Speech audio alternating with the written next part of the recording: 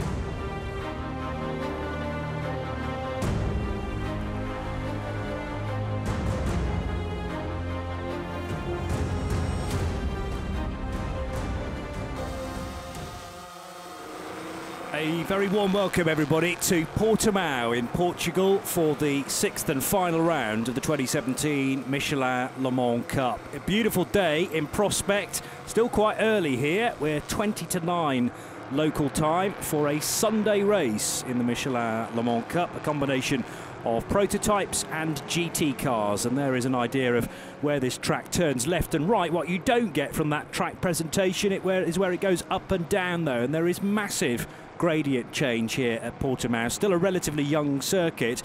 It will be 10 years old next year, and the cars are now being released onto the track. There's a little bit of news to bring to you from qualifying into the race. We'll get to that in due course. My name's Johnny Palmer. I'm joined as always by Bruce Jones for this weekend.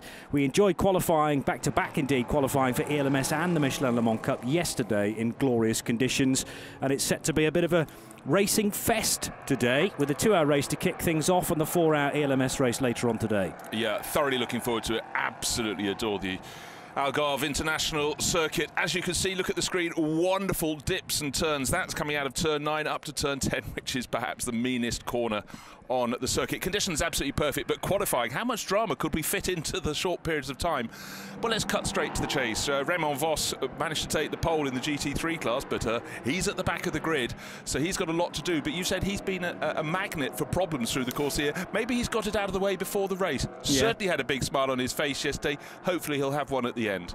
Well, I think, you know, to a certain extent, he'll be pleased they've got the speed, and it can be argued how important is a grid ahead of a 2-hour race. It will develop clearly from that, the order of the cars from pure qualifying speed yesterday, and it might mean that he can stay out of trouble, actually, as well, at the back of the field. The problem at Paul Ricard is that he was stuck in the middle of the pack and got involved in a shunt that wasn't entirely his own making. No, it looks like we do have a problem in front of us. Is that the Spirit of Race LMP3 car? I think it's probably a little bit. One of the Graf machines, I think, either 39 or 65. Looks like his front right brake is catching fire, so the team hopefully will be finding out. That's coming out of the penultimate corner. You're right, it's number 65, not 55. I jumped too fast, so that's...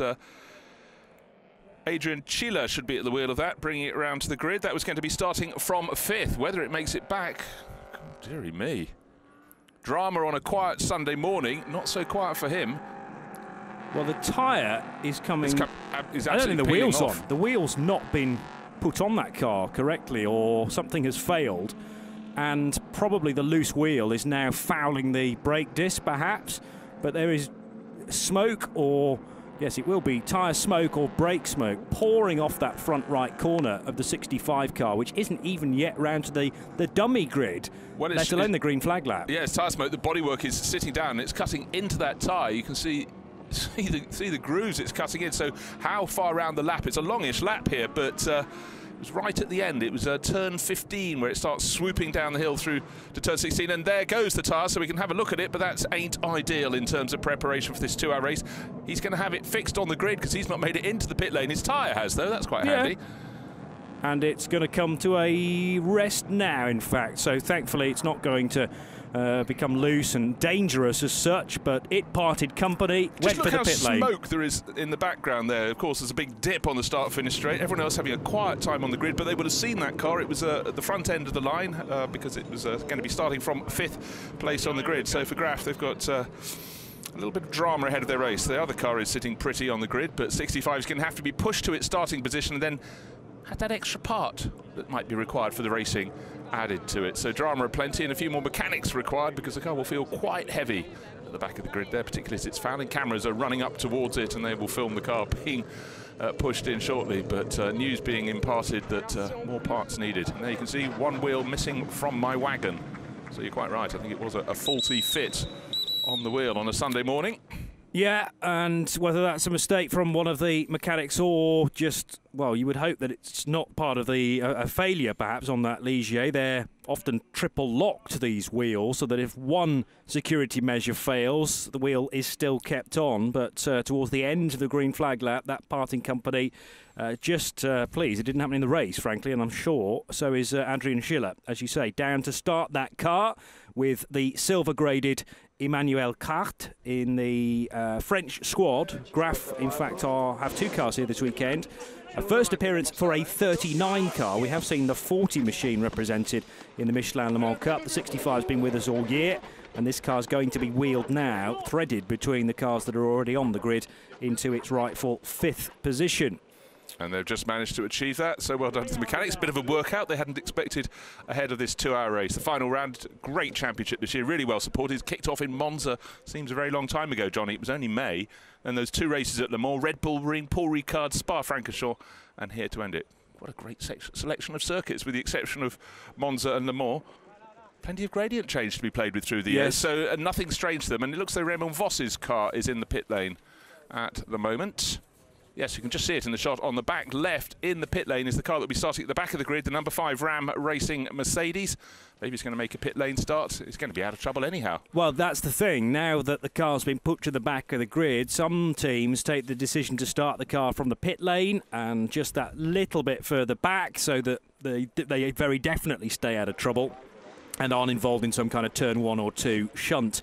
The number 8 car qualified in 3rd position in the GT3 category. Engine cover of this Lamborghini Huracan is off. I don't think there's anything to be concerned about. This is a team, the SVC Sport Management Lamborghini Huracan of Cedric Mezar, who will start, and Stevie S, the co-driver. There is Lee Moll from Bangor in North Wales originally, and races both in the British GT Championship and also here in the Michelin Le Mans Cup. He's back with his regular co-driver, Phil Keane. It was Phil's birthday on Friday, I think, so happy birthday to Phil Keane for that. And Phil back in the ranks now, having taken the previous round away at Spa because he was busy on British GT duty. So great shots from around this magnificent circuit. But for Lee Moll, he's fighting for that championship. He's 7 points down on Babini and Busnelli, and they are starting ahead of him on the grid. They're the 1 row in front, so a lot to fight for here. But with Phil Keane, he's got a very, very useful second bullet in the gun, has he not? Car 22 just taking a look at that down sort of mid-grid, no, towards the tail. That's Jim Maguire, back end of the P3 class, but let's see where he can go with Matt Bell taking over later in the race. There is the car that's leading the way in the GT3 class. That's Busnelli, who'll be starting. You have the bronze, or the junior driver, if you will, the less experienced driver kicking off in a lot of these cars, will be starting, and then it'll be handed over to Fabio Babini. So look out for that black Lamborghini. Been going very strongly all season, but it's been a great battle between the Moll car. But in fact, because Phil Keane missed that round, he cannot take the championship, but his teammate can. So Lee Moll's hoping when he hands it over that Phil will finish the job. But it's a clear fight between the two. The Gulf livery looks fantastic on the other United Autosports car. Richard Mines will be starting that, and then handing over to Andrew Bentley. And Richard, for so many years, racing in historic machinery as well, but a lot of people have lapped up the chance to grab these P3 cars. It's put a whole new colour on the palette, Johnny, over the past couple of years, the P3 class. It's allowed people to race prototypes who wouldn't have done it before. Yeah, and it's blossoming in other countries as well as on the European stage, but it's a great way of either getting into prototype racing if you're a youngster, a silver driver, or indeed for those that have been racing in various other different categories, historics as well, just a chance to dip the toe in the water and race P3s, even if you've no intention to get to, you know, P2 standard and beyond. This is the N-Race car, which is number 99, which qualified in 10th position. Alain Costa to start that machine. Look at that view, Johnny. If people have never been to the circuit, it's much steeper than it looks there. This is the highest point. This is effectively turn 12. What you cannot see, where the track in the middle of the screen goes, it dips. It dips to the extent you cannot see over the bonnet. You cannot see the track. And then you go into compression up, and you're immediately turning left, continue up the hill. Then you run along the ridge at the top where the cars could be seen against the skyline. Absolutely brilliant. Photographers love it. Drivers like it even more. Car 55. Claudio Stanovic, Spirit of Race car. That was the one I thought was pulling off. Relatively similar livery to the Graf cars, but green where blue would be, because of course it's very, very patriotic in its Italian form. And from the Netherlands, or in fact, no, beg your pardon, from Belgium, Motorsport 98, both driver and team, and sharing with Andy Merrick. Eric de Donker, though, to start the car with a 98 on the side of the helmet there. Yes, Eric de Donker, the Belgian driver, already installed. So that car will start from 8th position. What I love is he had the little map of the circuit on the steering wheel. You know, in the days of sort of simulators and stuff, it seems very old school, but maybe you could just report back if you drop the car. Yes, I'm off at turn 7. That's it. Know the right corner. The cool car, I think, really does look cool. Yes, it does. Great livery. Alexandre Cogny, and this weekend, in fact, he's sharing not with Iraj Alexander, because with Antonin Borger, I understand, has come across to take over the second seat in there. He too has got a little map on his steering wheel. Although, at the front of the car there, for the snapshot being taken just before we get going, Iraj Alexander very much here this weekend, just not racing in the Michelin Le Mans Cup, but he'll be in European Le Mans Series action a little later today. This is the 53 M Racing car, YMR, the 3 initials in the title for Ivan Muller Racing. And Laurent Millara shares with Nathan Biel, 2 Frenchmen again, bronze and silver respectively, and they've chosen to put Millara in for the opening stint. You mentioned about the fact that most of the teams have gone with the bronze driver for the first stint. That's certainly the case for all the GT3s, But interestingly, we've got Alex Torrell to start the number 3 car from the front of the field. More on that in the second. But here's the 65 car that had drama to get to the dummy grid. Installed is Adrian Schiller, and I'm hoping this car now has a front right wheel. Well, no one's working on it, and the car seems to be sitting square, so they've clearly fixed it. But for Adrian Schiller, it's about getting that heart rate back down, because that's not what you want on a Sunday morning preparing for the race. Across the grid, we've got Jonathan Jorge, who will be the Brazilian racer, kicking that one off. Then he'll hand it over to Joe Ojanko from the States. Just saw him walking out of shot. Another good-looking car, the black and blue. Very, very well presented by Duquesne Engineering. I do like their standards of presentation.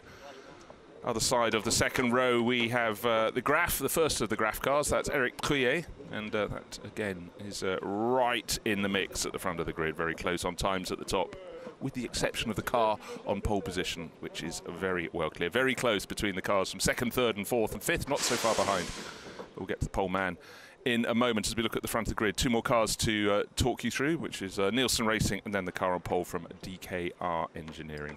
Yeah, Eric Trouillet often in the European Le Mans Series, not doing today's race though, concentrating on this 2-hour affair instead. Here is the Nielsen Racing Ligier. All these P3s powered by the same 5-litre V8 Nissan engine, by the way. It'll be Tony Wells to start this car, and he'll hand over to 21-year-old Colin Noble for the second half of the race. But Nielsen Racing have been going strong in the UK in LMP3 racing, champions indeed for 2017. Narrowly going to miss out on this year's championship in the Michelin Le Mans Cup. That's already been sealed by this team and these drivers. DKR Engineering with their number 3 Norma M30. It'll be Alex Torrell though to start the car, handing over to bronze graded driver Jean Gloria halfway through the race. So they are turning the race on its head in a sense. I don't think we've had an event where Alex has started. So what we'll have is a strange complexion to the race part way through, where Alex, I'm expecting just to disappear off into the distance, and then it'll be the case of the slightly more experienced, the silver drivers, to try and reel in Jean Gloria in the second part of it.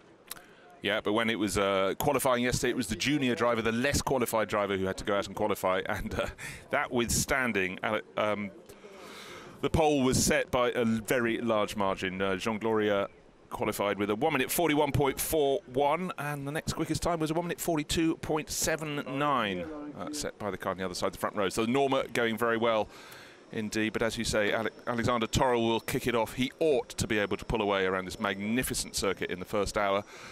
Let's see, he's got to get off the line first. He's got the pride of Norma with him and all the other Ligiers against, and there is Jean Gloria standing pit lane in and the main straight in the shade at the moment, but it's going to get quite warm through today.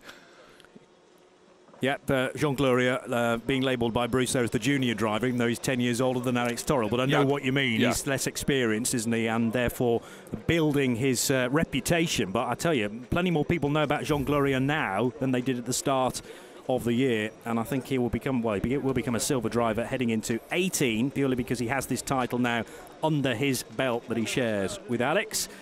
Well, it's worth pointing out, Johnny, that they kicked off the season with a second place, didn't score in the first of 2 races at Le Mans, and cantered clear in the second one, and they haven't stopped winning since. So they've had 4 wins on the bounce and trying to make it 5 here.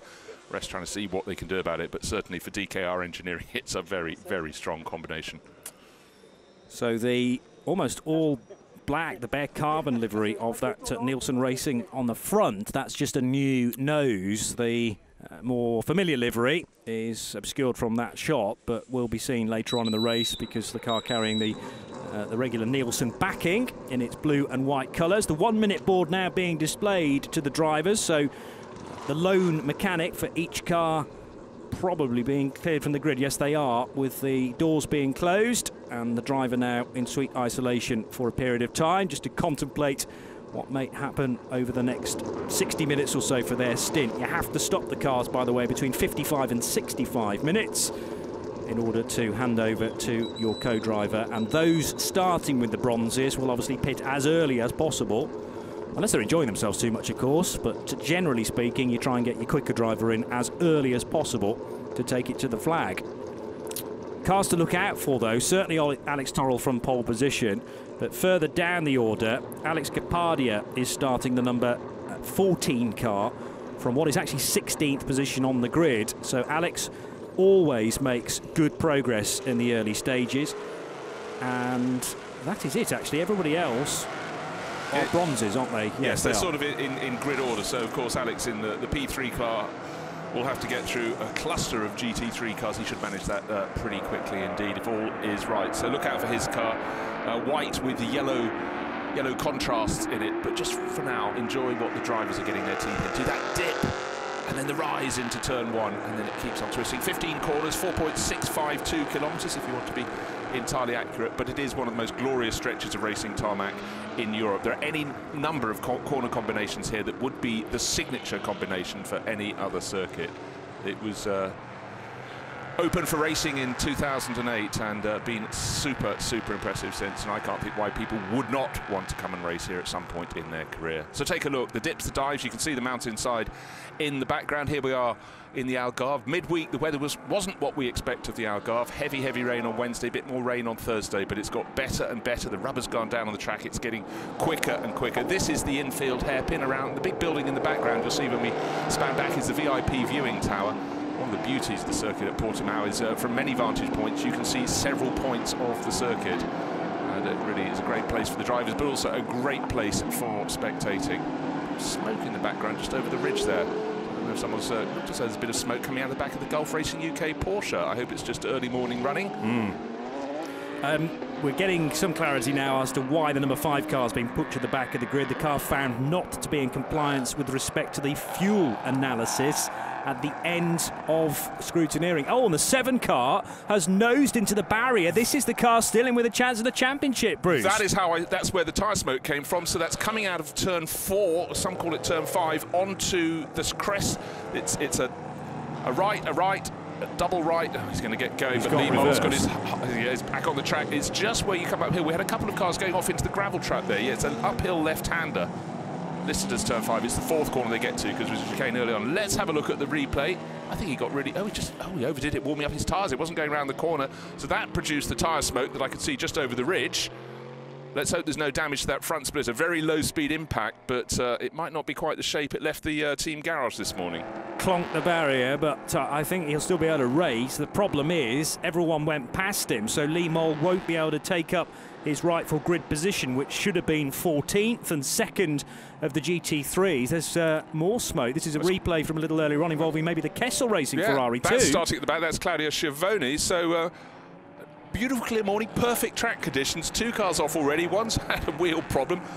See lots of other people just locking their brakes a bit, trying to get the heat in. It's still relatively cool this morning. Certainly it will get warmer. That wonderful sweep down out of turn 15 through 16. And even from there, it's not flat. It goes downhill, then it goes into a dip up over this rise, and you have this compression. They're just approaching it now into the start-finish straight, and it's a real climb. When you get to the bottom of that compression, you see a lot of sky and mountains. You can't see down the start-finish straight, but OK, 2x2, Johnny. I think you're about to take the start. Yeah, for the 6th round and the 7th time this year, then we're about to get racing for the 2017 Michelin Le Mans Cup. This combination of LMP3 and GT3 teams. LMP3 title already sewn up. That's DKR Engineering's. But who's going to win in GT3 between EB Motors and Lee Moll? Lee Moll's not had the best of starts. It looks like he will, though, resume and take the start of this race in 14th position. The red lights go out now, and this great span of cars as they fan out to something like 6 abreast. A good start for Alex Torrell, but he's going to be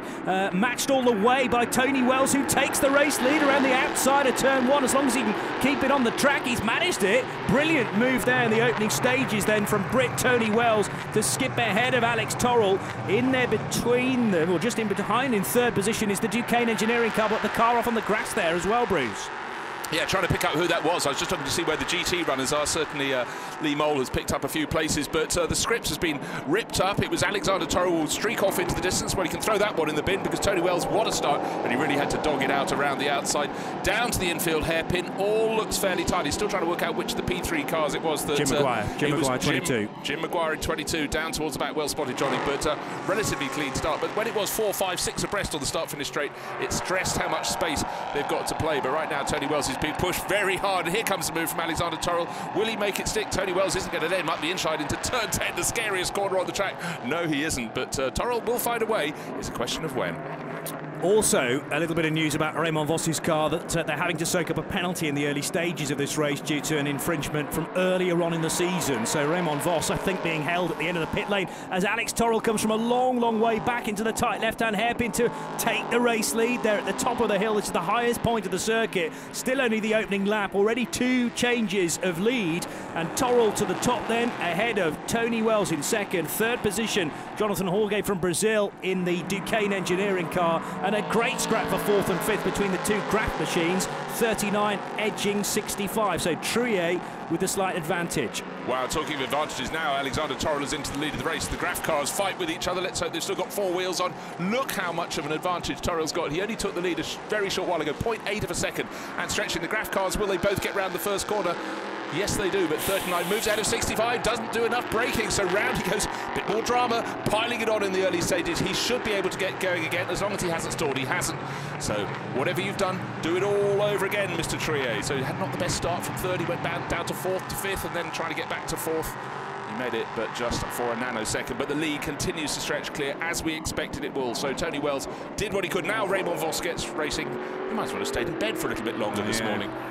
Yes, and bearing in mind that's the first time he's leaving the pit lane, so he is now a lap down before you even start. So Raymond Vos sharing with Thomas Lecole as always, up against it from the off. But Eric Trouillet thankfully didn't clash with his teammate, because Adrian Schiller was obviously racing him at close quarters. A spin at the first corner, but Eric Trouillet has rejoined and is now down in 15th position. You said look out for Alex Capaldi, the white car with the yellow fin, the yellow stripe up the nose, picking them off as he goes through. He got up to 8th place, he's now up to 7th. That's not too bad. He started down 16th on the grid, so he's kept it clean, kept it tidy when the racing was very, very tight around the opening lap. Now he can enjoy the sinuous rise and fall, the twists and turns, this fantastic circuit just inland from Portimão.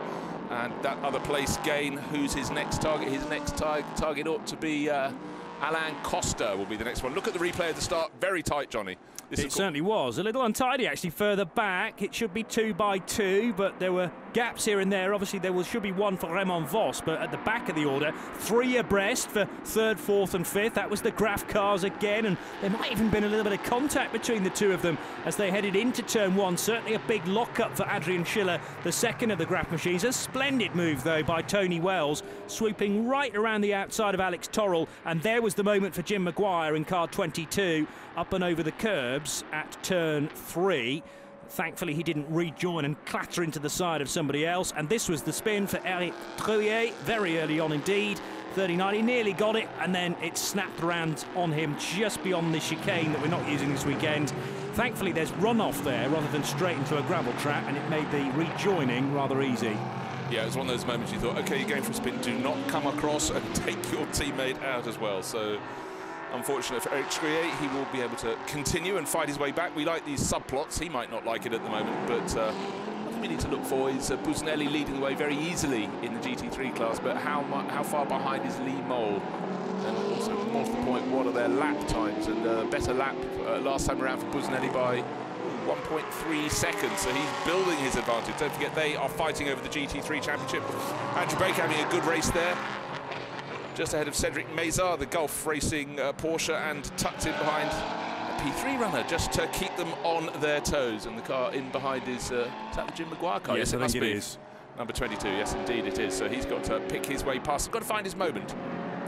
Yeah, recovering after that slight off-track moment on the first lap. So Jim Maguire now caught up behind a fraught little battle this between Andrew Baker and Cedric Mazar. So Maguire doesn't want to be sticking his nose up the inside of these two without them knowing it. Needs to be well aware that they know that he's there. Probably better to do it on the straight, actually. Oh, 100%. So if he can get a nice little run down through turn 14, 15 where they are now, if he can match the pace of the driver in car number 3, that would be an absolute miracle. Alexander Torrell just stretching his way clear. Last time around, 4.5 seconds clear. Yes, he was delayed at the start because he didn't get first into the first corner.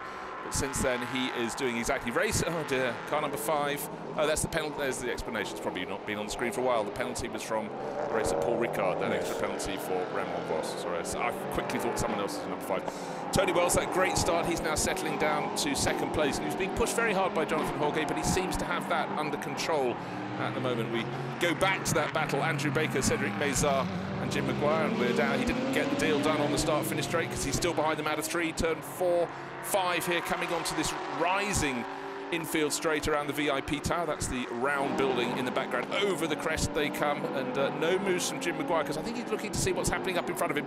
Will there be contact? Certainly Cedric Meza thought about going up the inside, but was nowhere near close enough, and leaving the pits, number 5, all over again. Yeah, well, that's the drive-through that was carried over from Paul Ricard, but the car had been in the pit lane for a couple of minutes and a previous stop as well.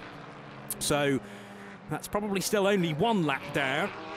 I don't think it's any worse than that, but the problem is in a 2-hour race it's very tricky to try and make that margin back up again. Jim Maguire now the sandwich between these 2 GT3 cars. It's the 3rd and 4th placed GT3 cars. Andrew Baker in that smart livery, the Gulf colours of the Porsche that we are familiar with rather in the WEC, but that's a GT3 car rather than a GTE that's in WEC.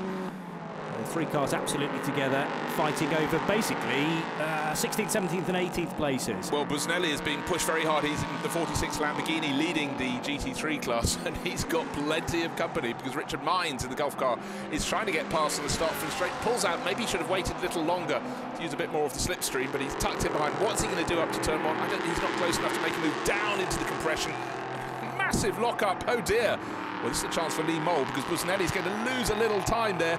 Went out over the tarmac, just kissed the gravel bed on the outside, but luckily did not bog the Lamborghini down. And there is Lee Mole now going, thank you. I went off on the parade lap, but now I'm in the mix here. There is my championship target. That is the GT3 championship battle. That was a strange old moment for Busnelli, though. It was almost like a kind of rallying style yump that he approached the dip-in down at the end of the main straight. The car didn't like it.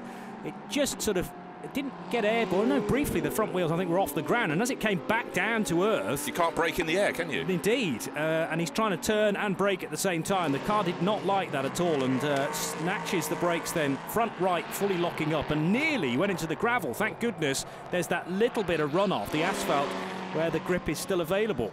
Cedric Meza has now got ahead of the Gulf Racing Porsche. I think maybe Andrew Baker's made a bit of a mistake, but Claudio Schiavone, that really gloriously sort of metallic-y blue Kessel Racing Ferrari has closed right up. He wasn't in the pictures. Oh, well, maybe he's outbraked himself. Let's have a little look, because certainly something happened to lose the position. Went wide out of turn 6, up over the hill to 7, and yeah, maybe just lost momentum, but positions are changing. But that thing with Busnelli, I reckon he was looking a little in his mirrors too much as he was being challenged, and just was too late on the brakes, and therefore had to hit them really hard, and that was just the point. The front was getting loaded as he came down out of the compression. Battle for 7th position, N Race against M Racing, Ivan Muller Racing, 2x2 and almost 3x3 in the background of the shot, so really, really close in the P3 classes, with the exception of our race leader. He's lapping a second quicker than anyone else, Alexander Torrell. Response there from Tony Wells. He's just done his best lap last time around, but certainly for the Norma Racing from DKR Engineering, looking very easy at the front. The Graf Racing cars getting up close to each other all over again. Just to put you in the picture as far as GT3 is concerned, and there's more drama here for Emanuele Busnelli. The Lamborghini number 46 is slowing. This is the car that surely has to finish in the top 2 if Lee Mole can win the race in the Mercedes, but this is looking like a real problem. The front right's just delaminated entirely. Well, the bodywork has gone, okay, but that's... taking a huge chunk out of the front right corner of this Lamborghini, and the tyre's down, I think. Okay, we didn't spot that first time around, but on the replay, suddenly see there's missing bodywork. He's got to limp around. Don't forget the lap, 4.65 kilometres. This is going to be very slow, so suddenly the championship is on a plate for Lee Mole. He had the drama, but that was before the start of the race. A little spin on cold tyres, trying to warm them up. He must have thought, oh my golly, what have I done? Now he's got, and you can see bits of bodywork will be around the circuit, surely, because that front bodywork got shattered as the car went into the compression. Maybe the tyre was already down, but it's ripped a hole in the top. Alex Capadia, though, is having a fantastic race. He just set the fastest lap of the race. He's up to 4th place overall. Yeah. So look for that. He got into the mix there back and got past Andrea Chiller. His next target is Jonathan Jorge. So there is what remains of the EB Motors Lamborghini Huracan. Remember that this car inherited the point, I think, from yesterday's qualifying session. It was Raymond Vos who got it in the session, but because he was put to the back of the grid, this car should now be on 92.5 points. Yes, good which point. Could be crucial, because if Lee Mole wins and these guys finish second, they will take the championship by a point. but second place now looks very unlikely for this number 46 Lamborghini. And there are bits of Lamborghini all over the main straight here. It has just been ripped apart, that front right corner, and there's a spin there for the N-Race car, number 99, which is going to leave the track backwards. Well, I wonder, Johnny, that car went over a lot of the debris as well, so that's everywhere on the start-finish straight. Don't forget, it's a sloping start-finish straight. You can't see all the way down until you come over the crest, which is pretty much where the start-finish line is. Then it drops away all over again. Let's hope there's no damage. Let's hope that was a simple spin. Nothing to do with hitting the debris. So leading the way gloriously along the ridge at the top of the circuit, car number 3 in the hands of Alex Toro. Last time around he was 9 seconds clear, but let's just throw in, the safety car is coming out. No surprises there. Going to be a lot of big brooms used on the start finish straight because we do not want these cars being hit by debris. So the Lamborghini with Busnelli at the wheel makes it back to the pits. That front tyre, well, we call it a tyre, it's a collection of rubber really. Yes, well it is now, and he's actually done quite a good job there, making sure the tyre doesn't entirely take the whole front bumper off. Clearly the front right wing no longer exists on that Lamborghini. It's down to the canvas and beyond, but the whole tyre is still just about intact there, and hasn't become this long strip that can often be wheeled around and take, as I say, the bonnet or the front cover rather, with a mid-engine Lamborghini, and the front bumper. The whole section could have come off there, but we've lost a wing. The car can run without that. It's not going to help the aero necessarily. We're just going to make sure that all the integral bits are still there, strap down any loose bodywork and fit a new Michelin tyre. But that was the second time into it, wasn't it? And he had Lee Mole right in behind, because Lee suddenly had him in the picture after the previous run across the corner there, and he went to the very same point, right to the outside of the circuit. Well, that tyre looks a whole lot better. They won't have time to put extra bodywork on. They've got to stop any bits flapping if they possibly can, so out will come the tape. What can we tape together? But for Busnelli, an absolute disaster. Luckily for them, we've got the safety car, because that's stopping anyone else streaking too far clear. But the clock is continuing to tick down. But moments of big drama. The car back down onto terra firma in the pit lane. Well, crucial that they stay on the lead lap, and even if it means that there's some more work that needs to be done, just get the car out, keep it on the lead lap, bring it in the next time around if necessary. But they seem reasonably happy with that. Happy in inverted commas, let's say. And if it can stay in touch with Lee Mole's Mercedes, Lee really and Phil need to win this race. That would take them to 109.5 points, and EB Motors could, well, beat that if they finish second now, because they've had that crucial point from yesterday. Let's have a look at the restart again, and obviously the paused number 5 car. There's a conversation being had down at EB Motors with some ACO officials as well as to perhaps how that pit stop was just done. And we may be able to get some reaction from Fabio Bobini in a moment, who is Emanuele Busnelli's teammate, to maybe shed some light on why that tyre has given up the ghost so early on. As an early spin for Jim Maguire, as we reported, the number 22 car does rejoin and is now circulating in 16th position, and the Graf cars put on a great show early doors as well. But let's now get this much needed reaction from Fabio Bobini down with EB Motors and Charlie George. Yeah, I'm down here with Fabio. Fabio, a disastrous start there. What has happened with the tyre exactly? I hope the problem was the lap before. I have the problem, Emanuele, with the ABS, and I have a very big problem with the front right tire. And the lap after, when you arrive to the braking, the tire have an explosion, because I hope it's a big problem for the ABS system. I don't know, it's a failure in the system, and it's very dangerous to brake in the fast corner. I hope now change the tires. The race is again longer, 1 hour 40 minutes. I hope it's push again for the finish of the race. Thank you. Keep pushing. Thank you. Well, that's certainly shed some light on the subject, and the fact that it's down to more like mechanical failure. But whether that's cured the problem, I don't know. Is the ABS issue still there? But that's the state of the tyre.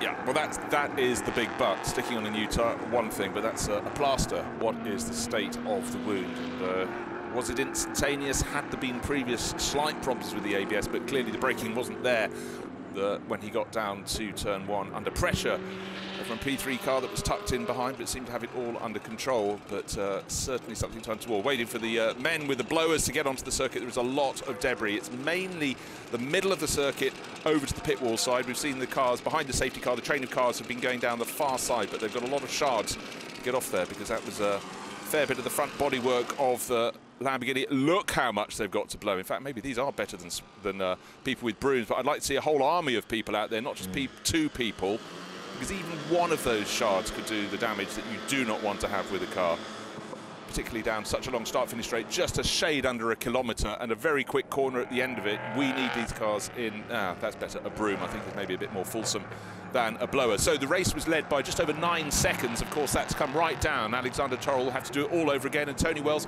he showed at the first start, he's prepared to have a go into turn 1, and he took the lead. Maybe he'll do so all over again. So hopefully for Fabio Babini down at EBI Motors, the problem is solved, and they'll be getting reports that the ABS is working all over again, but I really don't think they can be that sure at this moment. So for the drivers waiting to get their teeth into the race all over again, in the middle of the shot, just coming down the hill, the red Mercedes with the white flash up the front, that's Lee Mould. He's got Cedric Medard, Andrew Baker behind him, then Claudio Schiavone. There aren't really enough GT3 runners for him to feel really safe in keeping hopefully a resurgent EBI Motors Lamborghini back. He's going to have to rely on the other players, and of course Raymond Vos and Tom Onslow Cole and the other Mercedes in the race can't really help, because they lost so much ground, first of all by starting from the pits and then having the drive-through penalty for something that had occurred at a previous round at Paul Ricard. If you're just joining us, this is the final round of the Michelin Le Mans Cup for 2017, and what a brilliant circuit to bring it to a conclusion.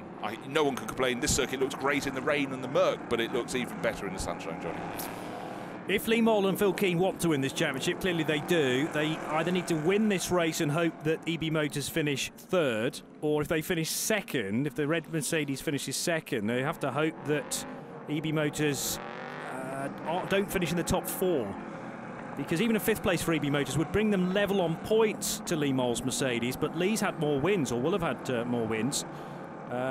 Actually, that would be 2 each. So I need to go back to the drawing board as far as that's concerned. But, I mean, Lee Moll just has to approach this race as it's a must-win. And you can't control where the 46 car finishes. Clearly, this swings the pendulum towards the red Mercedes, but it depends how long this safety car is out for and whether EB Motors are happy with the work that they've done. Do they need to bring it in again? Here's a recap of what happened. This was the second time we noticed the car wasn't quite right coming into turn 1. There was a big lock-up the previous lap when Emanuele Busnelli nearly went into the gravel, and he clearly flat-spotted the front right tyre. And the next time around, it's hit the same flat spot, I think, and then just popped. But in fact, what had happened, it had popped on the start-finish straight earlier. Then he came down and then was locked up. That was the first. We thought it was the same replay, but then noticed the front bodywork was missing. And of course, he had a different car with him, which was his championship rival, Lee Mould's Mercedes number 7. Red and white car. But at the back of the train there is Busnelli, missing his bodywork. He's tucked in behind Raymond Vos in the 2nd of the Mercedes.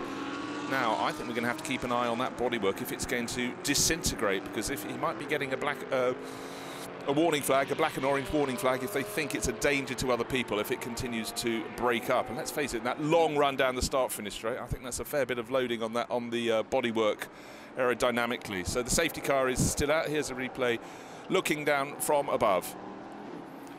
Great view then from our drone camera heading into the first corner, and Tony Wells with that superb move around the outside, but a really good run into turn 1 from Jonathan Jorge as well from Brazil.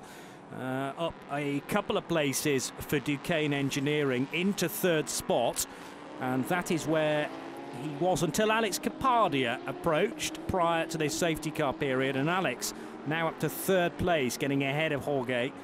But Jonathan not racing in the Michelin Le Mans Cup prior to this round, the 34-year-old from Brazil, joining the oldest man on the grid, Joel Janko, 68 years old, from Tulsa, Oklahoma.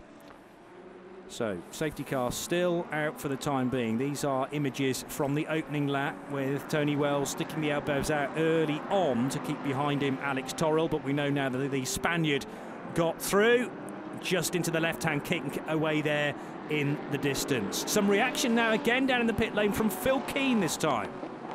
Well, Phil, at the start of that race, it looked like it was all going wrong with that mistake on the opening lap, but the favour seems to have swung back in your direction now. Well, I don't know. We've got a long way to go yet. Obviously, we need to score, I think, 7 points. So we just get our heads down and keep going and see what happens. It's all out for the win, yeah? Yeah, I think we can afford to finish second, so we'll have to see how the race pans out. OK, thank you. Cheers, thank you. Well, I think you'd have to say that slightly, not disingenuous, but just saying we have to score 7 points. It means 7 points more than the rivals. He's not factoring in the fact that it was 8 points more than the rival, ideally, because that extra point for pole position. Well, we think so. I mean, we might be in a scenario where the point just wasn't awarded because of that strange situation where the 5 car was put to the back of the grid, had all its time stripped because of that fuel infringement. They took a sample of fuel and it wasn't correct according to the regulations. So clearly the point doesn't go to the number 5 car. I'm assuming it therefore goes to number 46, and that will take them to 92.5 points versus the Lee Mole and Phil Keane tally, or certainly the car's tally, of 84.5 points. So the gap coming into this round is, as you say, 8 points. Now, I was talking to Lee Mole on Friday, and he was saying, we just got to win this. He said that's the easiest thing, and he reckons they can. But one thing he pointed out, and it's a factor for everyone, but maybe some cars are more prone than others, this is a very abrasive circuit. So tyre wear is being saved behind the safety car. Will keep their tyres sweet for longer, but through the course of this race, tyre management is going to be fantastic. And if you look at the dips and falls around the circuit, and certainly some of the quicker corners, there's a fair bit of loading on the tyres, come what may. Factor in that abrasive circuit, and it's certainly those who go very hard. We're going to have racing again. Safety car in this lap. Good to see the lights coming out. So he goes out of turn 12, down into one of many dips and rise up. There are many points on this circuit where the driver, all they can see is the sky, and it's beautiful here in Portugal on this sunny Sunday morning. And the point where the cars are going through now, they really do get to see the sky at a steep climb up through turn 13. Then you get this wonderful point where they run along a ridge, and photographers can get down not even low, and you can just see the cars with the sky in the background. The only other circuit that really provides a great shot like that is Interlagos. Famously, the photographers get down low, and you get the skyline of Sao Paulo in the background. Here we get the skyline with the mountains up towards Monchique in the background. Beautiful, beautiful shot. There is the Mercedes of Lee Mole, number 7. Cedric Mazar should not be able to challenge him on the restart, because certainly Lee is a quicker combination with his Mercedes than the 8 Lamborghini is in the hands of Cedric Mazar. So he's got to just make no mistakes and hope that Cedric Mazar and Andrew Baker et al. In the GT3 class can keep Busnelli back for as long as possible. You may be thinking as we go green again that because the cars have been circulating behind the safety car, they've been saving a little bit of fuel and saving some tyre wear as well, but the driver change will be done purely on time, because there is a minimum drive time of 55 minutes for either the bronze or the silver graded driver, but many of these cars starting with their less experience and generally their slower driver, and it means they'll be getting those out as early as they can, probably at the 55-56 minute marker. There's Lee Mole then. He is leading GT3 where they want to finish, and hope that the EB Motors Lamborghini finishes outside the top 2. In the background of the shot, it looked as though Busnelli was trying to make a move on Raymond Vos. I don't think he achieved it. Should be coming over the ridge now. No, Raymond Vos, there is the grey Mercedes. In fact, he's got past Claudio Schiavone. Schiavone in the Kessel Racing Ferrari could hardly have stayed any further out of the way. So he did the decent thing. So 1 place gained there by the EB Motors Lamborghini. But I'm going to be keeping an eye on that tattered front bodywork. Is it going to hold together? That's the other question. Smart liveried Kessel Racing Ferrari. There's a car off there on the climb up the hill, which might have been number 53. 4. No, Milara's fine. It might have been number 4, yes. Alexandre Quani. Yeah, it is Quani. It was the Cool Racing by GPC Ligier. Quani starting that car. He'll be handing over to Antonin Borger. Can I just throw something back at myself? I said Lee Mole should be able to drop Cedric Mazar. Cedric's keeps closing up onto his tail all over again, so he's got his tail up as he chases him. Maybe Lee is just being cautious, waiting for the heat to come back in the tyres as they're now back at full speed racing. But he certainly doesn't want to be passed. Let's have a look. So down that wonderful... I'm afraid Raymond Vos has had a spin out of turn 12. Whoa, disappears out of sight into a gravel trap. I hadn't worked out it dropped that far away from the circuit. Well, that shows the gradient change, and that is stuck in the gravel. So yellow flag will be hung out to that corner. Andrew Baker's gone for a spin. So suddenly for Busnelli, he is gaining places. Must be up to about 4th place in class. This is not good news. 2 of the cars that are needed. Tom Onslow Cole will be distraught down in the pits. That makes his challenge all the greater.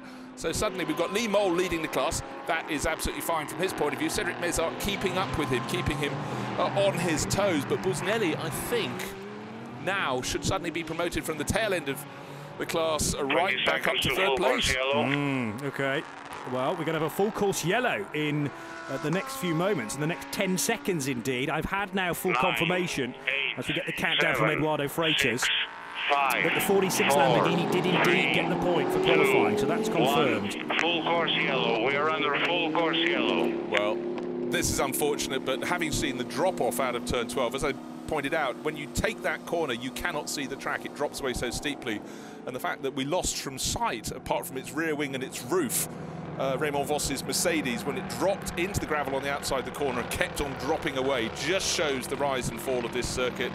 And we had a lot of drivers going out over the curbing there and having their laps taken away from them in qualifying, but that was a big off for Raymond, so it's not been the dream performance. You said bad luck befalls him, and there is that number 5 Mercedes deep in the gravel, but for him, he must have lost sight as once he started spinning deep into the gravel. That's going to take a while to remove. I can't see a rescue vehicle near it next. So for Alexander Torrell, the silver driver who started the race leading the pole qualifying number 3 entry, we thought he's going to pull away. He can if he's allowed race time to do it. So let's take a look at Alexander Raymond Voss getting it wrong.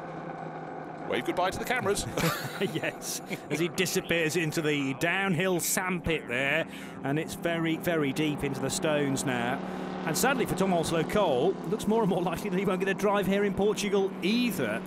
We've had several races like that. We're going to go safety car, in fact, as well now, which will help with the recovery, I think, of the number 5 car. And while all that was happening, I failed to notice that Alex Capadia was third, has got up to second. He's got past Tony Wells. We said he'll be a story within the overall story, and now he's going to, when we get to a restart, he's going to have a crack, I reckon, at Alex Torrell. So suddenly for Jean Gloria, the task might be getting a little harder. Ross Warburton will take over from Alex Capadia later in the race, but Alex done an absolutely fabulous job, steering clear of trouble around him and passing wherever possible. But we keep getting, this is our second safety car period, but quite rightly, because we're still waiting for a rescue vehicle to get to Raymond Voss, who is deep, deep in the gravel trap there. But the gravel trap did what it needed to do, but it really emphasised the drop out of that corner.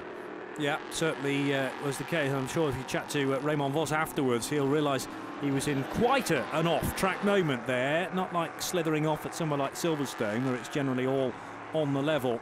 So, safety car for the second time circulating now. We had a succession of red flags in qualifying yesterday, both in the ELMS sessions and the Michelin Le Mans Cup sessions.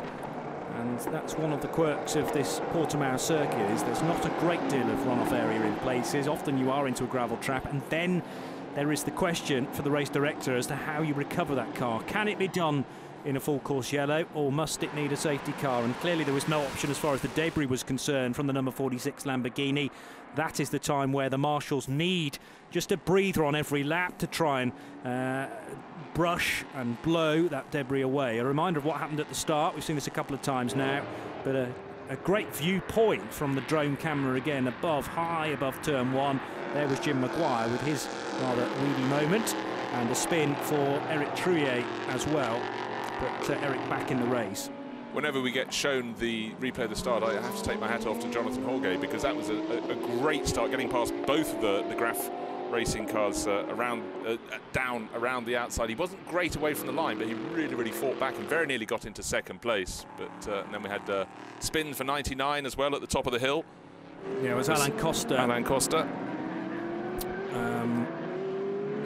Some databases as far as racing drivers having down as a Frenchman, some as a Monegasque. He may well be based in Monaco these days, Alain Costa, and sharing with Stéphane Tribordini for the first time this year in the Michelin Le Mans Cup. Not for the first time this year, we're going to hear from Tom Onslow-Cole. Again, unlikely. We'll see him in the number 5 car, sadly. Joining now, Charlie George. Yeah, I'm down here at Ram Racing. Tom, it's another bad news story. There's just no luck for you guys this season. Yeah, I mean, it's been a very tricky season for sure. But you know, there's real glimpses of good news around the corner. I think with Riemond's pace yesterday in qualifying, being the quickest driver there was fantastic. Really shows how much improvement he's made through his first year in the sport. But it's hard. It's cold this morning. The tyres are cold, and this certainly seems to be when we have, you know, a lot of our problems. Once everything's hot and he's up to speed, then he's really, really quick. So we'll keep working on this, and he's going to gain more experience from this race, and I'm sure we'll have hopefully a much cleaner season next year. Absolutely. Now it looks like he's well and truly in the bunker at the moment. Is it game over? I hope not. I think it went in there fairly gently, so if we get a nice gentle tow from from the gravel bed, we hopefully should be able to continue and get some more mileage for Remon. This will be great. This will be a nice way to kind of end if we can keep him going. Thanks, Tom.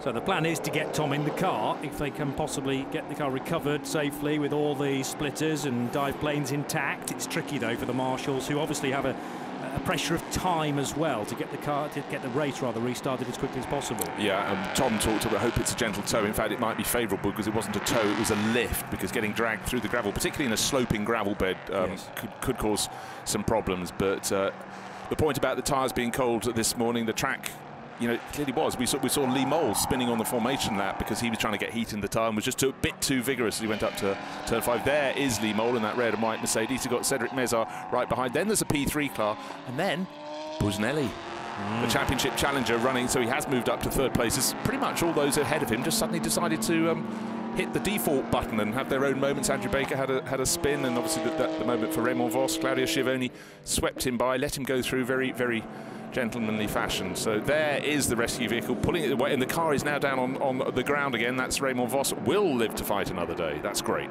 However, Busnelli lost a lap because he's yes, now on lap 14 and everybody else is on lap 15. So it looks like on the road he's 3rd. He's actually in reality 5th. Yeah, good spot. How did I miss that? Well, the timing screen over there can help me. I won't take all the credit. It's very tricky to stay on top of a race now, like Raymond this. Vos is doing what the race control would like. If you've got gravel, don't leave it all over the circuit. So he's very intelligently going around the tarmac area on the outside, shaking it out of that car. So he'll get some house points for that. That's very good indeed. I think he can probably return now. That's up at turn 13 going into 14, a tight left and then racing along the ridge. So Raymond Vos has listened to instruction from the driver briefing. Some drivers yesterday did not, and I'm sure had their knuckles wrapped accordingly. So yes, things are looking good for Lee Mole. I've completely forgotten about the time lost in the pits with the bodywork repairs. Well, not so much the bodywork repairs, a new wheel and tyre going on to the Busnelli EB Motors Lamborghini. So Alex Capadia has had such a good run. He started 16th, he's up to 2nd place. When they've been released for racing, he's been the driver making a charge. Now, has he got the pace to hold on to Alexander Torrell? Because certainly the DKR Engineering Norma looks fantastic, looks just so well balanced around the circuit, and its lap times so far clear of the rest in qualifying, but of course it wasn't Torrell setting that qualifying time. So as it stands, with Lee Mole leading and the EB Motors Lamborghini in 5th, it will be the 7 Mercedes that takes the title for Lee Mole. And as we know, Phil Keane is around behind because he missed Spa. So Lee Mole on his own will be the champion. However, there's quite a long way to go yet, just under 90 minutes still to be done. We're still behind this 2nd round of safety car. And just looking at the points, even 2nd place would do it at the moment for the Mercedes if the Lamborghini finished 5th. So 1st or 2nd is good enough for the number 7 Mercedes. Is the pace starting to quicken? It is, but in fact it's quite strung out. One car in front of Lee Mole, and then there's quite a gap. They haven't really done the best job of staying close, but the safety car is coming in this lap. There's the message on your screen. They're at the point where Raymond Vos went off into the gravel over and beyond on the outside of the turn, but coming along the ridge at the top is the safety car down into turn 15, and then the track drops away.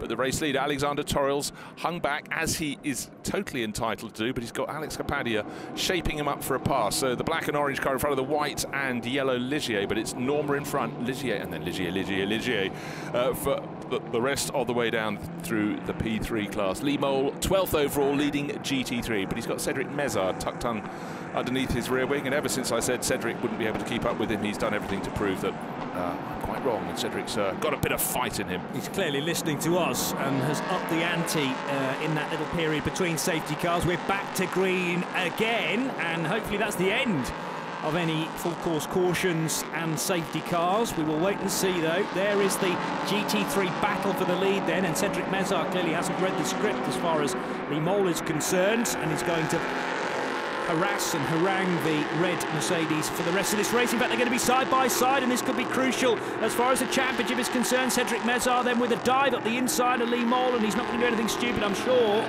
So the 8 Lamborghini for SVC Sport Management now takes the class lead, but Lee Mole from a long way back thinks about a move at turn 3, but thinks better of it. Second place is still good enough.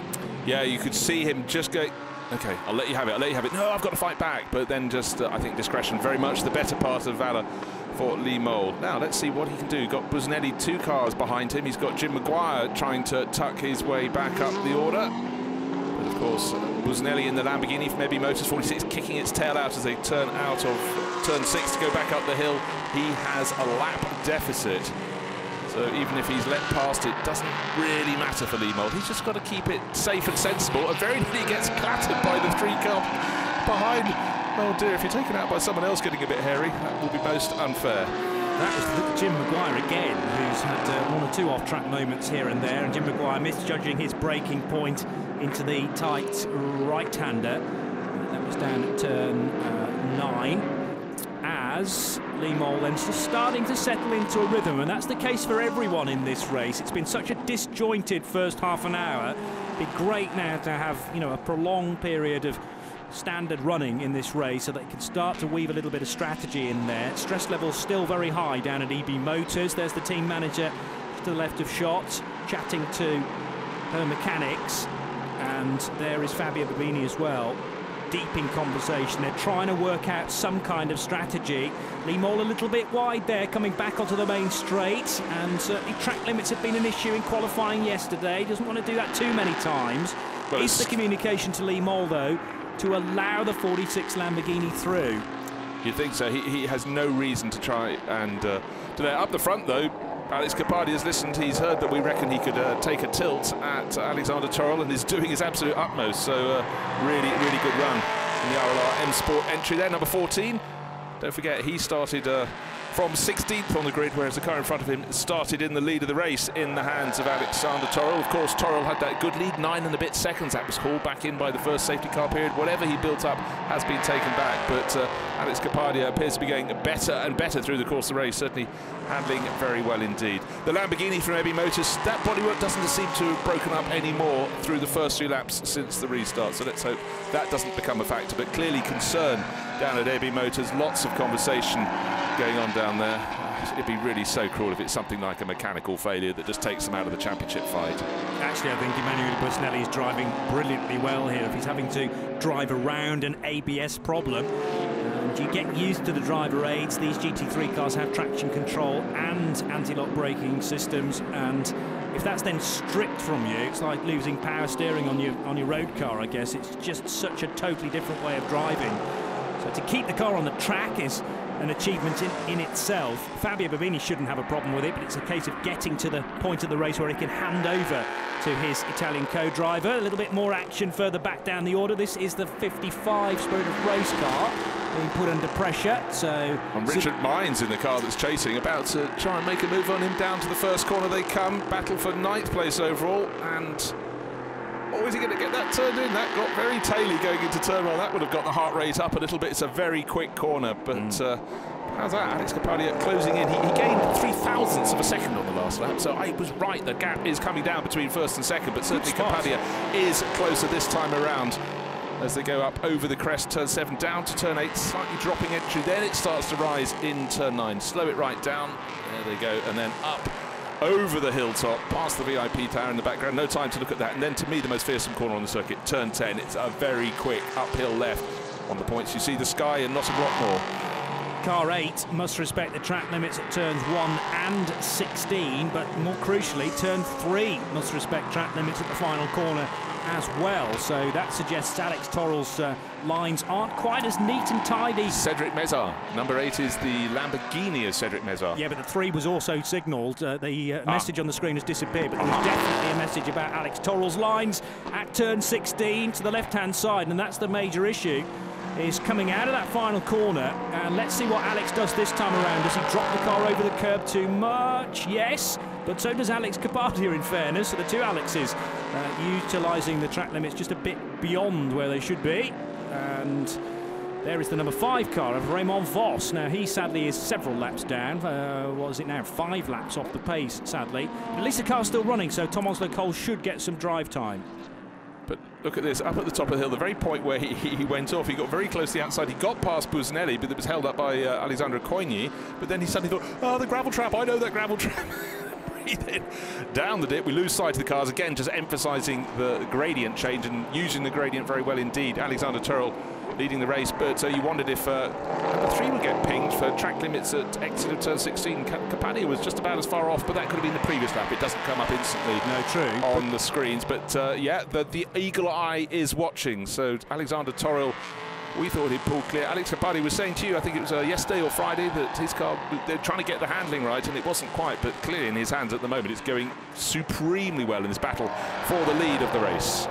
Yeah, that was more of a concern about the ELMS car. This car is a different chassis running Michelin Le Mans Cup, and this car's really in the sweet spot, and you can tell because Alex Kapadia is right on the tail of the other Alex, Turrell.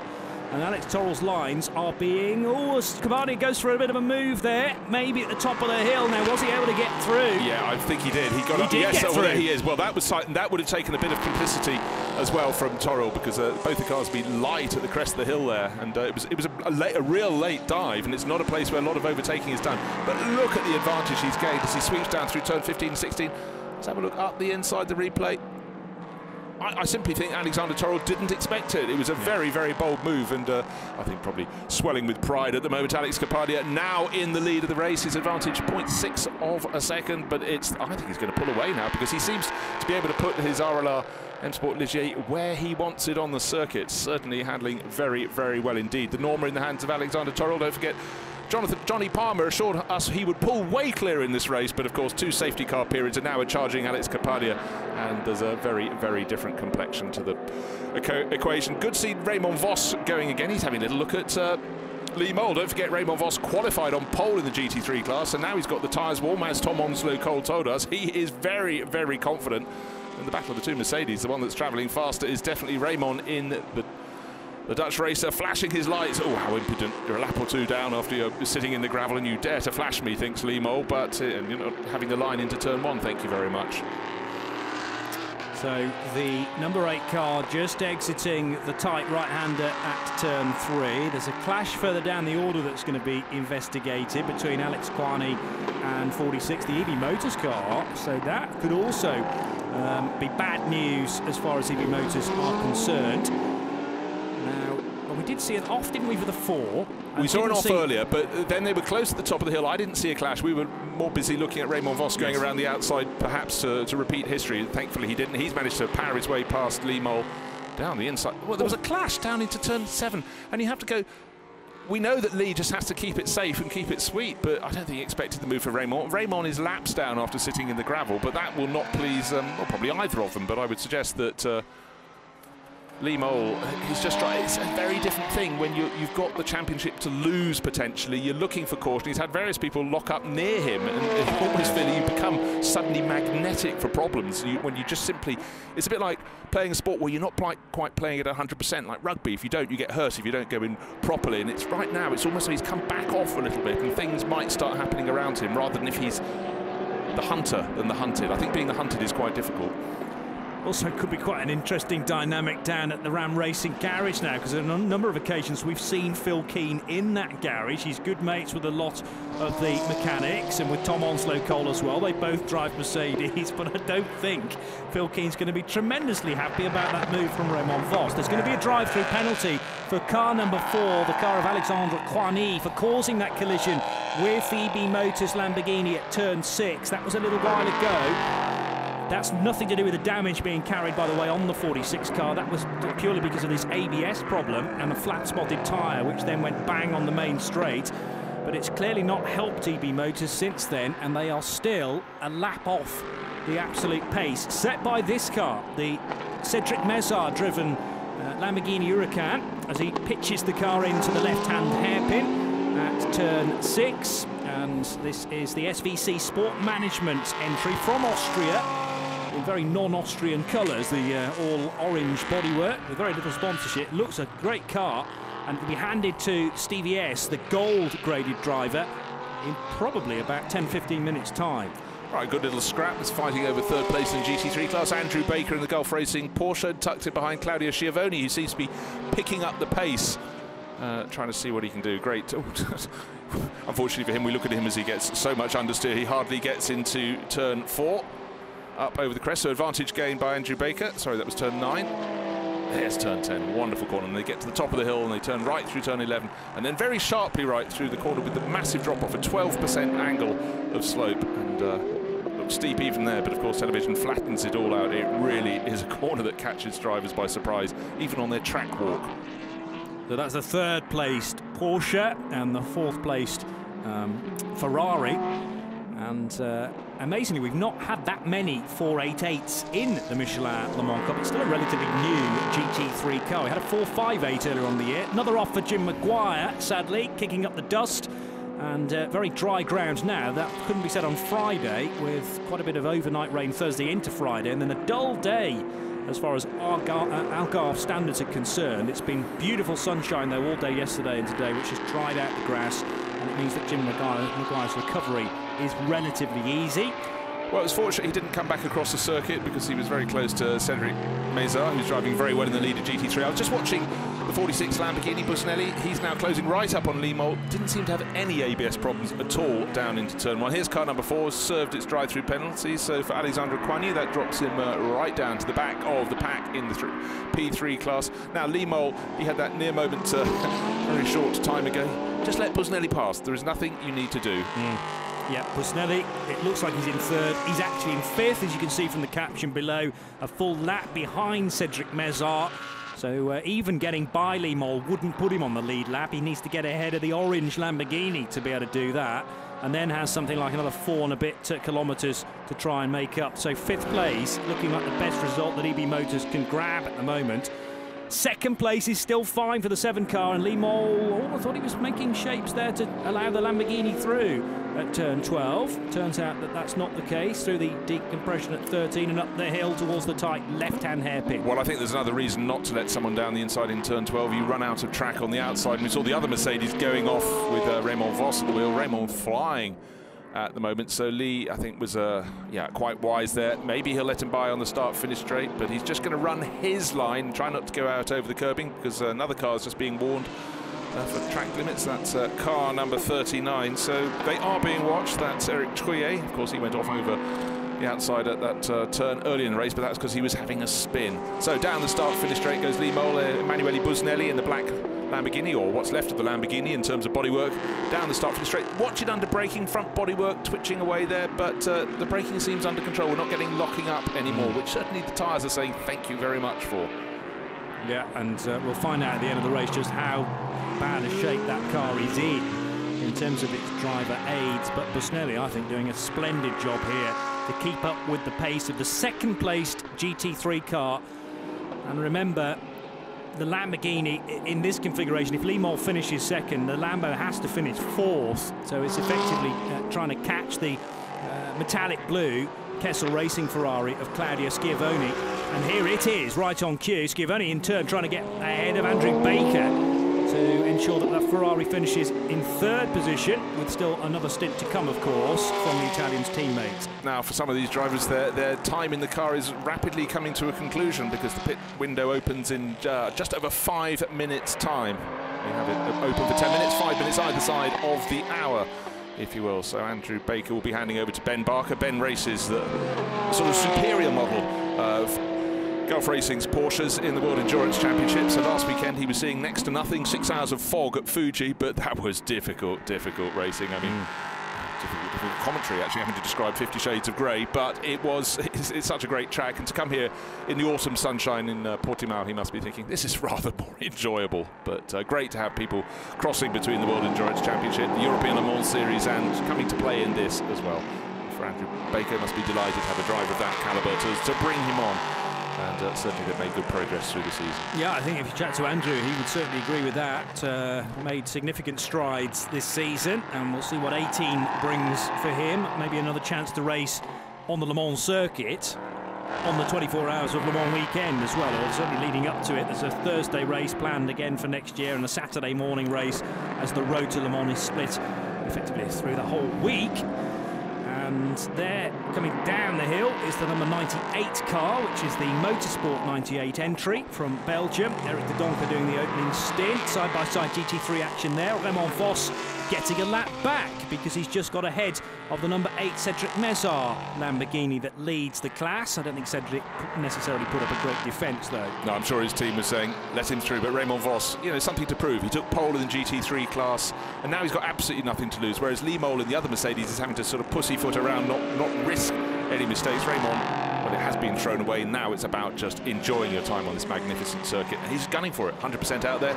Andrew Baker looking to pick up the speed a bit more, and he's going increasingly well. His best lap, 1 minute 50.495. We'll see what Ben Barker can do when he takes over. But of course, this is a 2-hour race, the conclusion of the 2017 Michelin Le Mans Cup. Car 39, been warned for track limits, had a spin down at turn 1.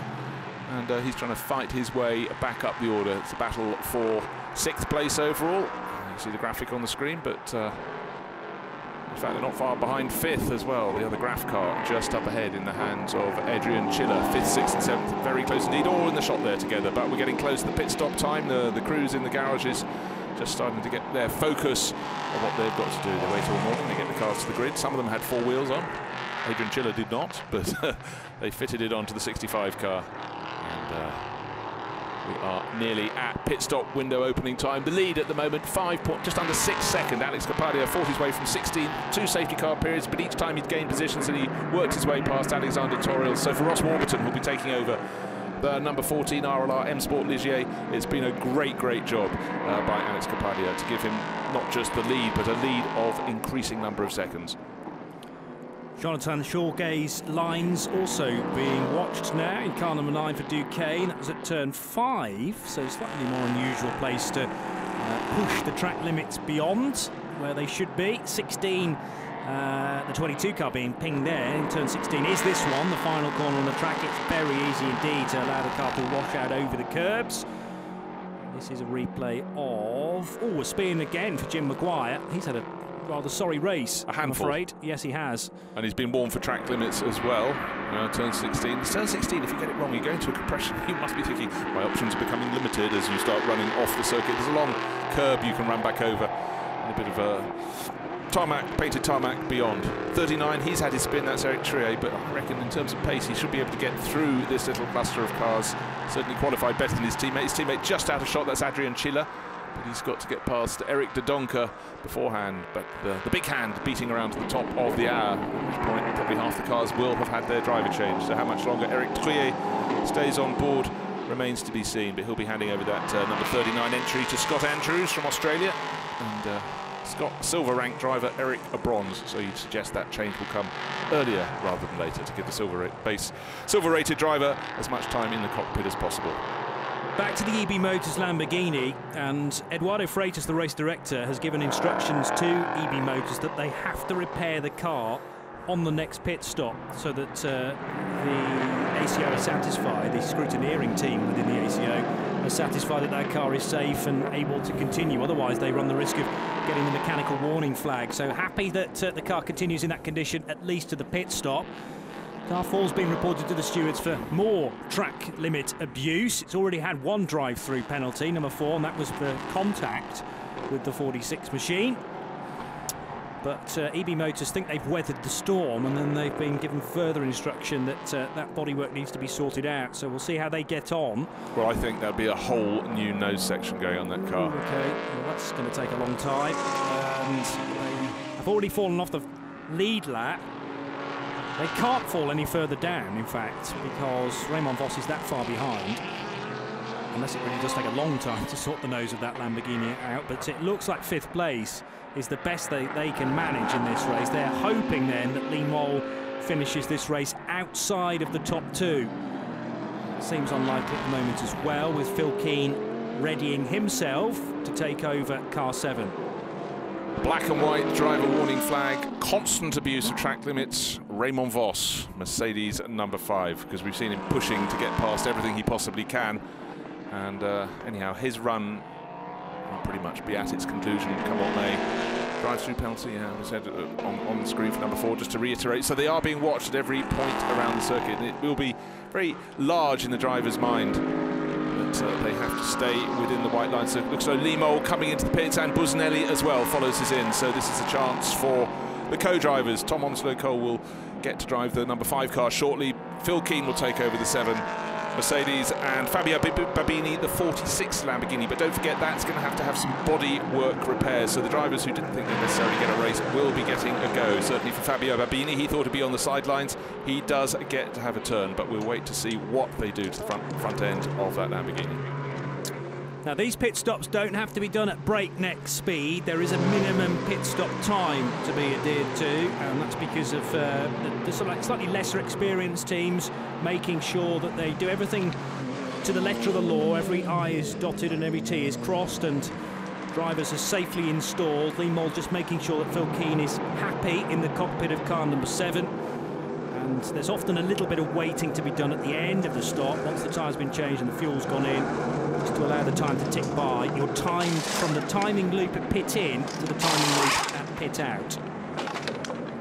And the car number 4 not in for its scheduled stop, in fact for a second trip through the pits. Oh, and he's crossed the blend line as well. Kwani, I'm sure, will be pinned for that too. Oh dear me. The cool racing by GPC machine. Well, they say things come in threes, don't they? That might be a 3rd penalty. We'll wait and see. Well, SVC car, which had been leading GT3, is now in for its stop, Bruce. Yeah, just saw the front bodywork repair very fleetingly being done on the 46 Lamborghini. Again, standard pit stops for all other crews as far as we can see. So waiting for 8 to go back out. Still fitting the bodywork. We need the camera to be around the other side of the car. Okay, they've popped the nose section off. So it was what we predicted, a whole nose section. They put the valance over the top of the wheel that had shattered, but how many more panels have to be lifted to fit this bodywork on? So clock ticking away. They're doing the whole lot. Knew everything by looks. All fingers and thumbs. Well, they're not going to finish any better than 5th, it would seem, unless somebody retires in front of them. So better to take the time, make sure everything is done correctly, and send it back out again. They're not going to lose a position, because as I mentioned, the 5 cars that far behind. And now the cable ties are out. This is the sort of repair work I quite enjoy. Just need a lump hammer as well. I don't think that's going to be necessary.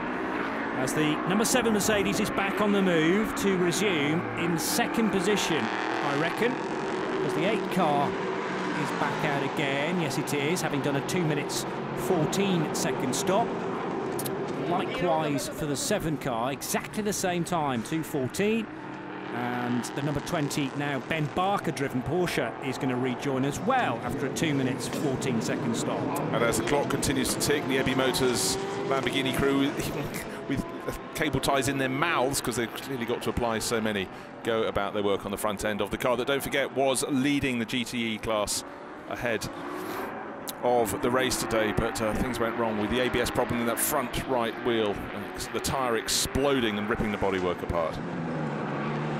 And Emmanuel Busnelli just trying to get rid of some of the sweat that's built up across that nearly hour-long stint. The Kessel Racing Ferrari is about to rejoin the race as well, the 488 Ferrari Italia, and number 93. It's great to have that car in the field. Schiavone handing over to Andrea Pacini. But the lead of the race still being contested between the Alexes. Alex Capadia leading the way. Alex Torres has made it into the pits, but Capadia trying to press on to right to the end before the pit window closes. And I must say, he went very wide out of turn 16. He could be getting a bit of a warning there. He's trying to build the lead as large as it possibly can be. Of the cars that are chasing, Jonathan Chorge has not come into the pits. He's best part of 30 seconds down. It's a question of when Capadia comes in. He's handing over to Ross Warburton, whereas, of course, the lead car at the start of the race, Alexander Torre, will hand over to Norma, as they still work away on that Ebi Motors Lamborghini, over to his teammate, and that will be the driver who's really gained form through the course of the year, Jean Glorieux. And there is Glorieux coming out of the pits. Belgian racer, keeping it sweet and tidy. Just got to keep it cool and calm. But for Alex Capadia, he's trying to stretch that advantage as much as he can. He can probably do another lap before he thinks he needs to come in. He's going flat out. Earlier in the race, he set the fastest lap. Dear you are. Car number 4 was born for crossing the exit line of the pit lane. I hope Alexandre Kwani doesn't come and find me now for dobbing him in, but it looked pretty obvious, to be honest, as the car rejoined, so that may well be a third penalty for the number 4 car. Also, I think from the 99 machine, it looked like something was bouncing across the track as it rejoined, and it looked suspiciously like a wheel nut. I'm hoping that doesn't come back to bite either the 99 or the 98 car. Well, 98 now has Andy Merrick at the wheel and isn't on an outlap, so it was Stefan Tribordini who either just clipped something that was already on the track and it bounced across the circuit, or it fell off the car. But we'll wait to see, because that will, well, that was going to go one of two ways, and I would suggest rather early if something does go wrong in that car. Here's Alex Capadia after a heroic stint from the lead of the race. Tremendous drive again from the Aylesbury ace, and he comes down the main straight into the pit lane to now hand over to Ross Warburton. Admittedly, the pace of the car is going to dip now with Ross at the wheel, but they could still be on for a top 5 finish. So fingers crossed for those guys. Here's the number 3 car handed to Jean Gloria. Gloria and Alex Torrell already with the title, and DKR Engineering. We'll have to see what this team does next year and where these drivers will be, perhaps in the main European Le Mans Series for 2018. As work continues on car 14. Remember, they have to adhere to this minimum pit stop time. So down at RLR Motorsport, they look reasonably hurried, but not overly stressed, as Ross Warburton eases himself into the car. Car 53, drive-through penalty for speeding in the pit lane. Car 65, drive-through penalty for speeding in the pit lane. As a team chief, you must just pull what's left of your hair out of your head. You get to this stage in the season and the drivers are still failing to do their bit. We know what it's like. They've concentrated so hard out on the track, but do the damage. You know, they save a tenth here or there of a second by driving well, but they blow so much more time by getting a drive-through penalty. It must make you just go weak and go, that's it, I'm off for a coffee, frankly. Or something stronger. Now that Lamborghini looks like it's fresh from the factory, as the new bodywork has been attached, a new bumper. Don't know whether they put a new right front wing on the car. I thought I saw that go on right at the Yes, start. I tell you what, if I bought a car from the factory, I wouldn't want it held together by cable ties, but hey, maybe that's just me. All underneath the skin, what you can't see, you don't know. The headlight doesn't work. I hope that's not a problem as far as the regulations are concerned. It might work actually, but they've put so much tape on it, you can't see the headlight piercing out. But car 6 now, as we should probably call it, the 4 entirely obscured on the front of the car. It's still there, retained on the doors though, and that car looking a little bit sorry for itself. I wonder how it's driving though. This is Fabio Babini's first opportunity to see just how bad the ABS issue is. Bit of gravel on the circuit at turn 5 just to catch them out, especially drivers who've just come out of the pits. All they really want is their welcome, just concentrating on trying to get heat into the tyres and find gravel beneath them.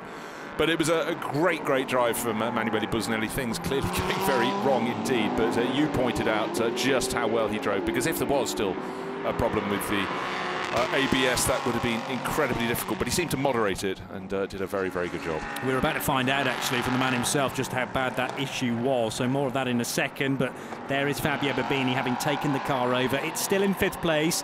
Raymond Vos has been in and out again, still displayed as Raymond Vos on the screen. Now, is that a decision by the team maybe to keep Raymond at the wheel, or is it just a driver ID glitch?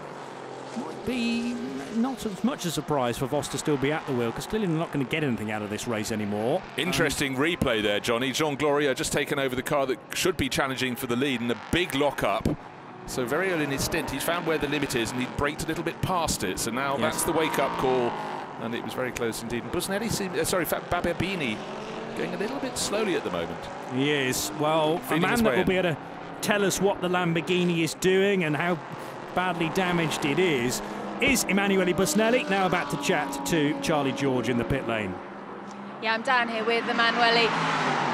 Totally frustrating stint for you there. The guys have worked very hard to get the car repaired and back out. Does it look like it's okay now? Well, it's difficult to say how is the car now. I mean, well, without all the part that I lost after the explosion of the front tire, the car was not really bad. I mean, of course, I cannot go down with the time as I was doing in the first on the beginning of the race. That the car was really good, but it was still drivable. And I don't know what's happened actually, because I believe we have some problem with the ABS, because the lap before I blocked the rear left tires, so I had the one lap that was very strange with the black tires, was very moving so much. Then they told me that was fine, and then the lap after the front tire explodes. So I mean, it was really unlucky. Hopefully that's the end of the problems and a smooth run to the end now. Well, I believe, I mean, it's not easy because Fabio have to finish all the race with the same tires in the front, so and it's a very important tires. But depends what the other will do. I mean, because we are, I don't know how many laps behind now, and I mean, we have done everything. I drove really well and was very happy about how I was driving. Fabio, for sure, he will do his best, but it depends what they do the others ones now. Thank you. Thank you. Well, putting a brave face on things, I can tell Busnelli that the pit stop took 7 minutes to replace those 3 body panels, and then now I make it 4 laps off the, well, that's off the GT3s. It's more like 3 laps. Off the, no, 4 laps. I was right first time with the GT3s as well, because Steve Viess is putting in a tremendous speed. Now Ross Warburton is on board the 14 car, about to be overtaken, it looks like, by Colin Noble. They're going to be side by side coming to the final corner, and Ross Warburton makes it pretty easy there for Colin Noble to squeeze through. Yeah, Jean Gloria had already made his escape, made his move, so Capadio got it up into the lead of the race, now back down to third. But can Ross Warburton hang on to take a top 3 finish, which would be a massive fillip at the end of their season? But we will see that car going backwards. The car going forwards is Jean Gloria. We saw him locking up in the number 3 Norma not so long ago on his first proper flying lap out of the pits. And now he's got a little bit of traffic up ahead of him. He's got the 99 car just in his way. Just got to be careful. He's sitting on a tidy lead. 5 seconds it was over Colin Noble. Colin now, we'll see what Colin can do. He set that car's fastest lap of the race last time around, so picking up the pace set by Tony Wells in the opening stint. Virtual championship positions, you like these? They're equal at the moment, under 2.5 points each. Yeah. However, they will both finish with the same number of wins, because the Lamborghini won at Red Bull Ring and Ricard. There have been victories for the Mercedes at Monza and at Spa-Francorchamps. Look at second places, and the Mercedes has the edge, because the Lamborghini, believe it or not, for EB Motors hasn't yet finished second. And it's not going to finish second in this race either. So with 1 second place, the Le Mans Mercedes has the advantage. Integral work taking place down at number 4 crew. Do you ever get the idea it's really not your race after 3 penalties, or 2 and a bit penalties, 1 overhanging, I think? A spin, a drive-through penalty, and now... What are they doing? You know what? I reckon they probably were speeding on the way into the pit lane as well to get the whole set. Maybe they're just stripping the car down now and packing up and saying, let's go home. We gave it a shot. So Richard Mines in the Gulf livery car handed it over to his teammates. That's in the hands of Andrew Bentley now, number 23, up over the crest. Claudio Schiavone handed over the Kessel Racing car, so that's new driver on board, Andrea Piccini. That should really start to sing and swing around. And Jim Maguire handed over the 22 United Autosport cars. A race of moments, and Matt Bell will now be picking up the pace in that. He's already gained 1 position since getting back out onto the circuit, gone ahead of number 53, so he's picked his way past Nathan Biel.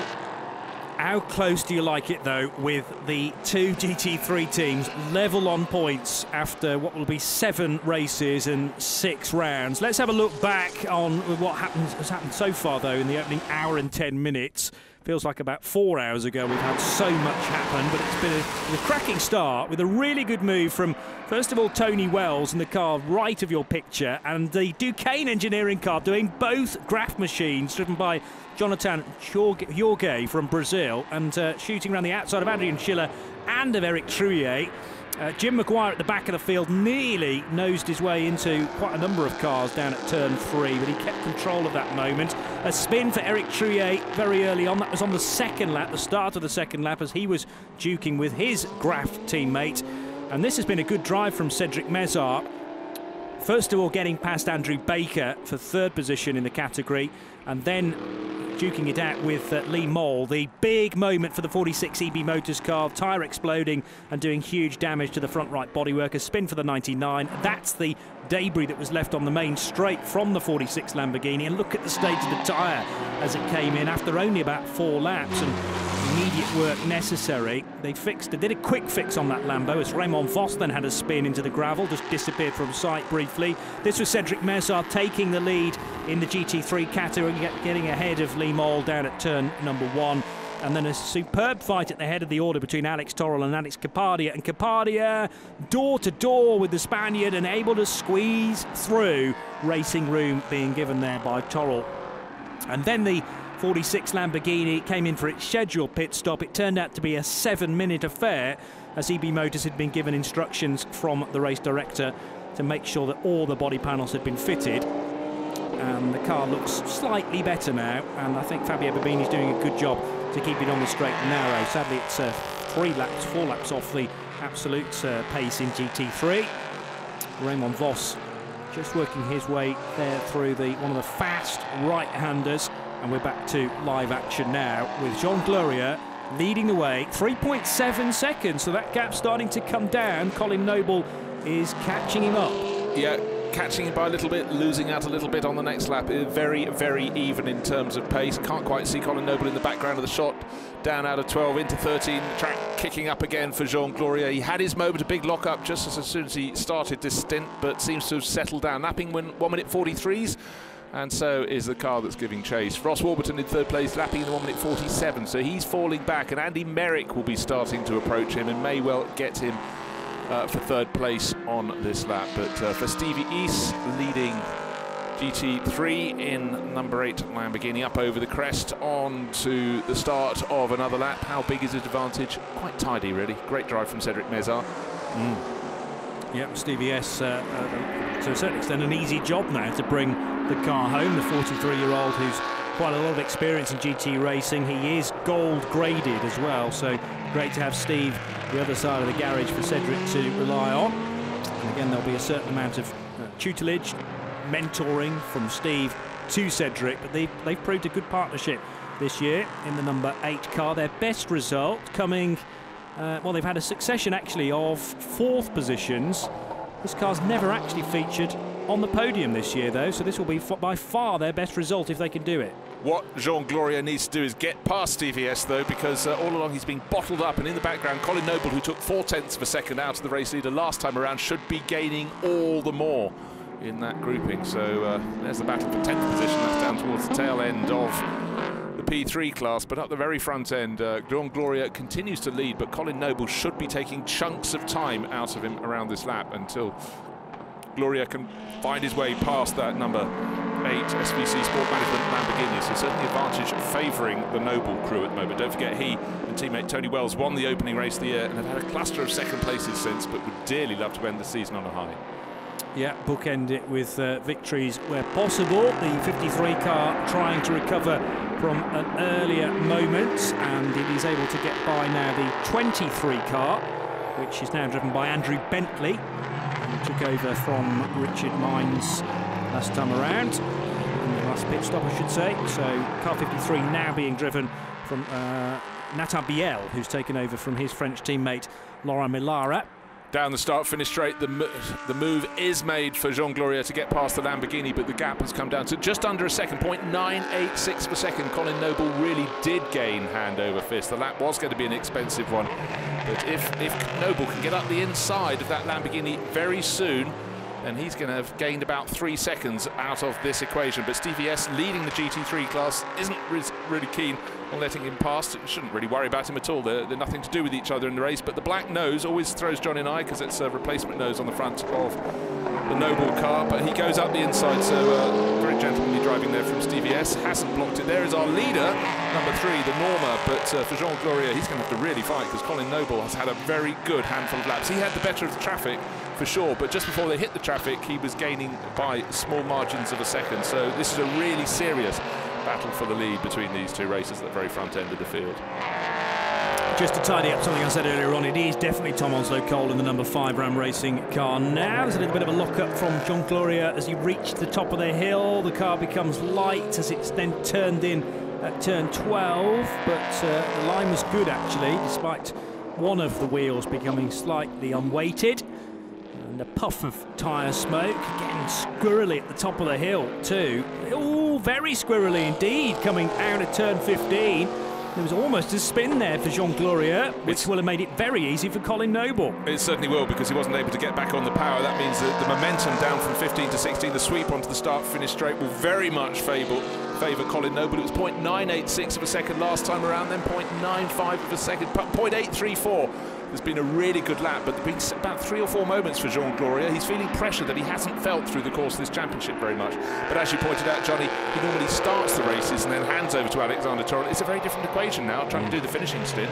Absolutely right, and Colin Noble is a silver, whereas Jean Gloria a bronze at the moment. So this is a real test now of the young Belgian from Kortrijk in Belgium, very close to the French border, and enjoyed taking the title at his home event a month ago at Spa-Francorchamps. As you say, Nielsen Racing not won since the opening round at Monza. They want another victory, and the lights are starting to flash now for Colin Noble. It shows he means business. Just sitting there is creating this bit of pressure and a distraction for the race leader. It certainly is, but looking for a wider shot to see where the next traffic is they're going to come across. Doesn't seem to be very close to them at the moment. Up the higher part of the circuit they go, up through the sweep at turn 10. Beautiful shot, turn 11, then you can see the big grandstand in the background. There's the drop, still no one in front of them, so several laps where it's going to be pure racing without interruption from any other runners. And again, Jean Gloria a little bit loose going out of turn 12. Certainly Colin Noble can put his Ligier from Nielsen Racing right where he wants it, but this is the point on the circuit when we come to the corner they're in now. That was where we had lots of understeer. There's still a fair bit of understeer there from Jean Gloria, but much tidier than lap before. But look how the Ligier in Noble's hands is much sweeter into the compression as they come out of turn 15. Yeah, it just looks the happier car at the moment, and I think that's more to do with tyres than setup. Alex Torrell had an interesting stint where he couldn't hold back Alex Kapadia. I think he didn't want to hold him back too much and waste time, knowing that the 14 car's pace would probably drop off with Ross Warburton at the wheel. Well, in fact, Ross has now dropped down to 6th place. He's been passed by Andy Merrick, Scott Andrews and Michele Ruggolo. I haven't really talked too much about Ruggolo in this race, but he's starting to move his way forward. In fact, he was the fastest of all the runners last time around, up into 5th place. So the Italian, with great racing pedigree, will be continuing his advance in the Spirits of Race car. That was started by Claudio Stanovic. And Ruggolo could yet be on the podium. But unfortunately for Alex Kapadia, he will not be, because Ross Warburton continues to tumble down the order somewhat. There was a late call-up for Ruggolo at Le Mans this year, was there not? The man from Montebelluna, 35 years old, also a gold. As Alex Torrell looks on from the pit wall and admires his teammate Jean Gloria's driving here to stay ahead and stay almost a second ahead. At least that was the gap at the start of this lap. We've got 41 and a bit minutes to go, and we're set for this intense fight, I would suggest, all the way to the finish, because even if Colin Noble can get by, I'm not sure whether the Ligier will be able to necessarily pull a significant gap. And Jean Gloria is going to be right on the bootlet of Colin Noble to get back past again, but we haven't even had the initial overtake yet. Across the skyline they go there into turn 15, and Torrell deciding to take the high line certainly through 15, and then the approach into 16 is from a wide angle as well. Careful not to take too much curb on that final corner, which contains quite a bit of compression as well. It's a steeply banked right-hander which opens out, and then the climb up onto the main straight. And then the descent down to turn 1 looks like a slightly better lap, but it stayed at just a whisker under a second. But the big question, 40 minutes of racing, but 40 minutes of racing to the finish on an abrasive circuit. Who's been kind to their tyres? That's the question. Certainly on his early lap, Jean Gloria wasn't being totally kind on his tyres, wasn't finding the performance from them, and the car was pushing and shoving around the circuit, which does further damage to the tyres. So is Colin Noble on a sweeter set, or is Jean Gloria on a sweeter set? Of course, the advantage of Alexander Torrell, twice quashed by the safety car. The time cushion he would normally built in was not built in today, and that is why we got the car that's won the last 4 races on the trot. Oh dear, black and white flag for constant abuse of track limits. The driver in second place, Colin Noble, he's been going out wide. Now Phil Keane and Ben Barker having a bit of play out on the circuit, and that is for position, ladies and gentlemen. This is for Phil Keane, is now back in third place. Doesn't want to be in third place, Johnny. You're going to have to reach for your points chart now and readjust, which is most unkind in the middle of a race. Third place isn't good enough. I know that for a fact, because now all of a sudden easy, then. The 7 car will finish on 99.5 points, and if 5th place for the 46 continues, that's where the car is at the moment, it would finish on 102.5 points. So championship pendulum swings back to EB Motors all of a sudden with a conspicuous move by Ben Barker down at the hairpin. So into second place goes Barker, and Phil Keane's going to have to try and find some speed here to get back in front. Well, there we go. Thought they were cruising, and it's cruising for a bruising. Very tidy and efficient move there from Ben Barker down the inside. Phil's seen him, just has to stay out wide. Okay, let's not have body contact. So what they've got to do really is catch up with Stevie East. They're second a lap faster than him. He is leading the GT3 class, but now very wide off the circuit. One of the runners just ahead of them. But the way that Ben Barker has dropped Phil Keane, I'm beginning to wonder if there's a bit of a problem. What was the lap time for Phil Keane last time around? 1:47. He lost about 2 seconds on his pace from the previous lap. Let's hope that was just simply getting out of the way, losing a bit of momentum. But the battle for the lead of the race, well, are we going to have contact? Let's go around the outside. Don't forget Colin Noble, already been warned for track limits. That's not the place to be going off the circuit, that's for sure. Past the VIP tower. So it's serious at the front, dead serious, deadly serious. Jean Gloria leading the way. This is the battle. DKR Engineering against Nielsen Racing, but no more excursions over the curbing. That would be the message from Nielsen Racing to Colin Noble. You cannot afford it. You've got the black and white flag already. Stay within the white lines. Well, we haven't had a battle like this pretty much all season. Well, certainly not since DKR Engineering really got into the championship groove and have been unstoppable, but the safety car has developed this. Obviously, DKR Engineering electing to put Alex Torrell in for the opening stint, but they couldn't utilise the Spaniard's pace because the race of the... Sorry, I'll start the sentence again. The pace of the race was constantly hampered by the safety cars, and it would have been better to have had Jean Gloria at the wheel, of course, but that's the benefit of hindsight. And the more conventional way of doing things, to put the slower driver in to start with, and then the quicker driver is in at the end to take advantage of any cautions that the teams have encountered along the way. Well, that's going the way of Nielsen now, but Colin Noble still needs to find a way through. He's clearly quicker into the hairpin down towards the hospitality building in the middle of the circuit. But Alex Torrell, Jean Gloria, pretty good through this first part of the lap into turn 3. So 3 versus 79 for the lead of the race, but more crucial as far as the GT3 battle in the championship is concerned is that inconspicuous move from Ben Barker. Blinking, you'd miss it, but all of a sudden it puts the 7 Mercedes down to 3rd, and EB Motors are just about scoring enough points in their 5th position. Yeah, Phil Keane, just keep an eye on his lap times. 1 minute last time around, 1:46.8. Well, he's losing about half a second to the car ahead, but the one they need to catch is Stevie S. If they can get up with him, he's about 6 seconds up the road from Keane, then Johnny can reach for his points chart all over again and it all become much plainer. But right now, things are swinging away. So when Lee Mole got out of the car, he must have thought, I've sort of done my job, we're okay, we're okay. Because the big problems for the EB Motors Lamborghini has put the battle very much in their pocket. But right now, well, here are the virtual points on your screen. Lee Mole, as you can see, 3 points down off the championship. Don't forget, not last time we saw it, it was 102.5 for all 3 of those. Busnelli and Babini in the EB Motors Lamborghini, and Mole, the only one who could have a tilt in his Mercedes, because Phil Keane didn't do all the races. But right now, Phil Keane has really got to get some racing in under his belt. Let's hope there's not a problem, because normally you'd expect Phil to be the gold standard in the GT3 class.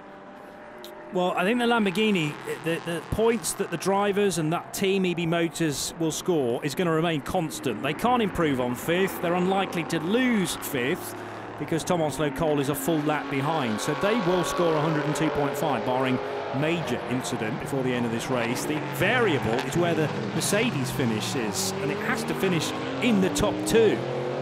It's currently 3rd. So this race has offered a great deal of variation. And as you say, Lee Mole did the job. Phil Keane couldn't hold Ben Barker back, and now Phil's only hope is that both Ben and he catch Stevie S, as there's almost contact there for the 46 car, and that was the leading battle in LMP3, squeezing by Fabio Babini.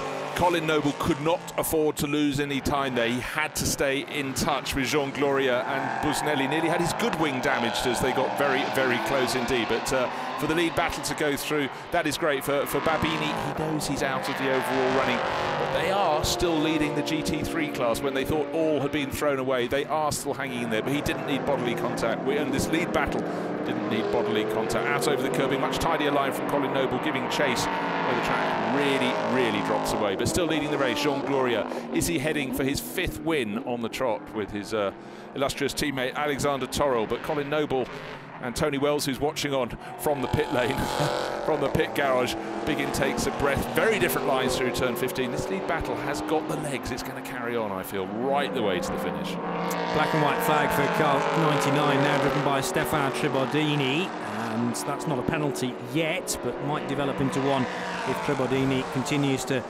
exploit the track limits. Fingers crossed down at DKR Engineering, and those cars now 1 and 2 working their way into the first corner. The number 8 car, this is the GT3 lead, and here comes Ben Barker then, way quicker than Stevie S, and we thought Steve was doing a good job in the SVC Sport Management Lamborghini Huracan, but Ben Barker on a tear here after a good opening stint from Andrew Baker. This car came close to winning at Spa-Francorchamps. They finished 2nd. Remember, they've not done the full season, and I'm sure Ben and Andrew are making plans now to come back to the Michelin Le Mans Cup next year, because they could win the whole thing if they do the year. With Ben Barker's speed being offered in this Gulf Racing Porsche 911 RSR, it heads out of that tight right-hander. This is the rear-engined 4-litre flat 6 powered Porsche up against the 5.2 V10 in the Lamborghini in the middle of the car, and Ben Barker's very squirrely on the brakes there, couldn't go as deep as he wanted to into the bend because of the Graf Racing LMP3 car. They're going to be level though, exiting the hairpin, darting from one side of the track to the other. This is great stuff, Bruce. Really is. Scott Andrews sort of in the way a little bit, but he's managed to pull clear, which was good, because on pace he ought to be quicker than the GT3 cars, but it is a question of when, quite simply, not if. It's when. Slight mistake out of turn 9 there for Stevie is. So through turn 10, carrying more momentum, won't be able to make a move. Through 11, there's not enough space. Turn 12, absolutely not. But I think we're seeing that Barker has really got Stevie rattled. Don't expect him to go around the outside, but the whole point is to try to make a question mark in the mind of Stevie. But Steve's been racing for a very long time. This circuit does provide more than 1 or 2 points around the lap, which is why we love it so very much. It's a brilliant circuit just inland from Portimão. Ben Barker's got the speed all along. I'm just going to see how far behind Phil Keane is, and his lap time's pretty similar to those ahead of him, but he's not in the background of the shot. Not quite. In fact, he just flashed into the background now on that long shot out of turn 15. So down the start-finish straight, they come one more time, leading the GT3 class. 12th place overall, Stevie's. We're clearly talking about a fraction of a second, pulling out to make the move, or not, as the case will be, as they go up to turn 1. Ben Barker really, really fighting, and yet more black and white flags. Andrea Piccini, we said he would be the quick guy once he got into the 93 entry. That's the Kessel Racing Ferrari, but quick, but not in the appropriate places, so he's on the driver warning. Ben Barker been racing Porsches for several years now, either in the UK Carrera Cup, then moved on into the Super Cup, and now races in GTE in the World Endurance Championship. Here comes the man from Cambridge then, Ben Barker, late on the brakes up the inside of Stevie S, and that should be move done. Much celebration down at Gulf Racing UK. They take the class lead, and it's unlikely to flip back again, because Ben Barker is having a storming drive. Well, it could be a day spent celebrating at the circuit, or heading down to the beach on the coast of Algarve if the job is done and completed. They got the prize giving tonight, but what a great move. It'd been shaping up for several laps. Last time around they had Scott Andrews sort of in their way in the P3 car. He managed to pull clear of them when I thought he was going to block Stevie East and allow the Porsche through, but he kept out of the way very well indeed. And look how, having made the move, Ben Barker is now starting to streak clear. And in fact, that move may have slightly slowed each of them and should gain a 1/10 of a second or two, which is what Phil Keane is trying to claw back. He is some distance behind them now, but maybe their fight will have given him a chance to close back in, because as it stands, Lee Moll sitting in the in the garage, or probably not sitting, jumping up and down and pacing back and forth. The championship seemed to be in his pocket. Now it's swung away, so it's suddenly back in the advantage of the Ebby Motors Lamborghini crew. They're out of the running in terms of this race. They're way down the order after the bodywork repairs, but they are still in the lead of the GT3 class. Drive-through penalty car 79, constant abuse of track limits.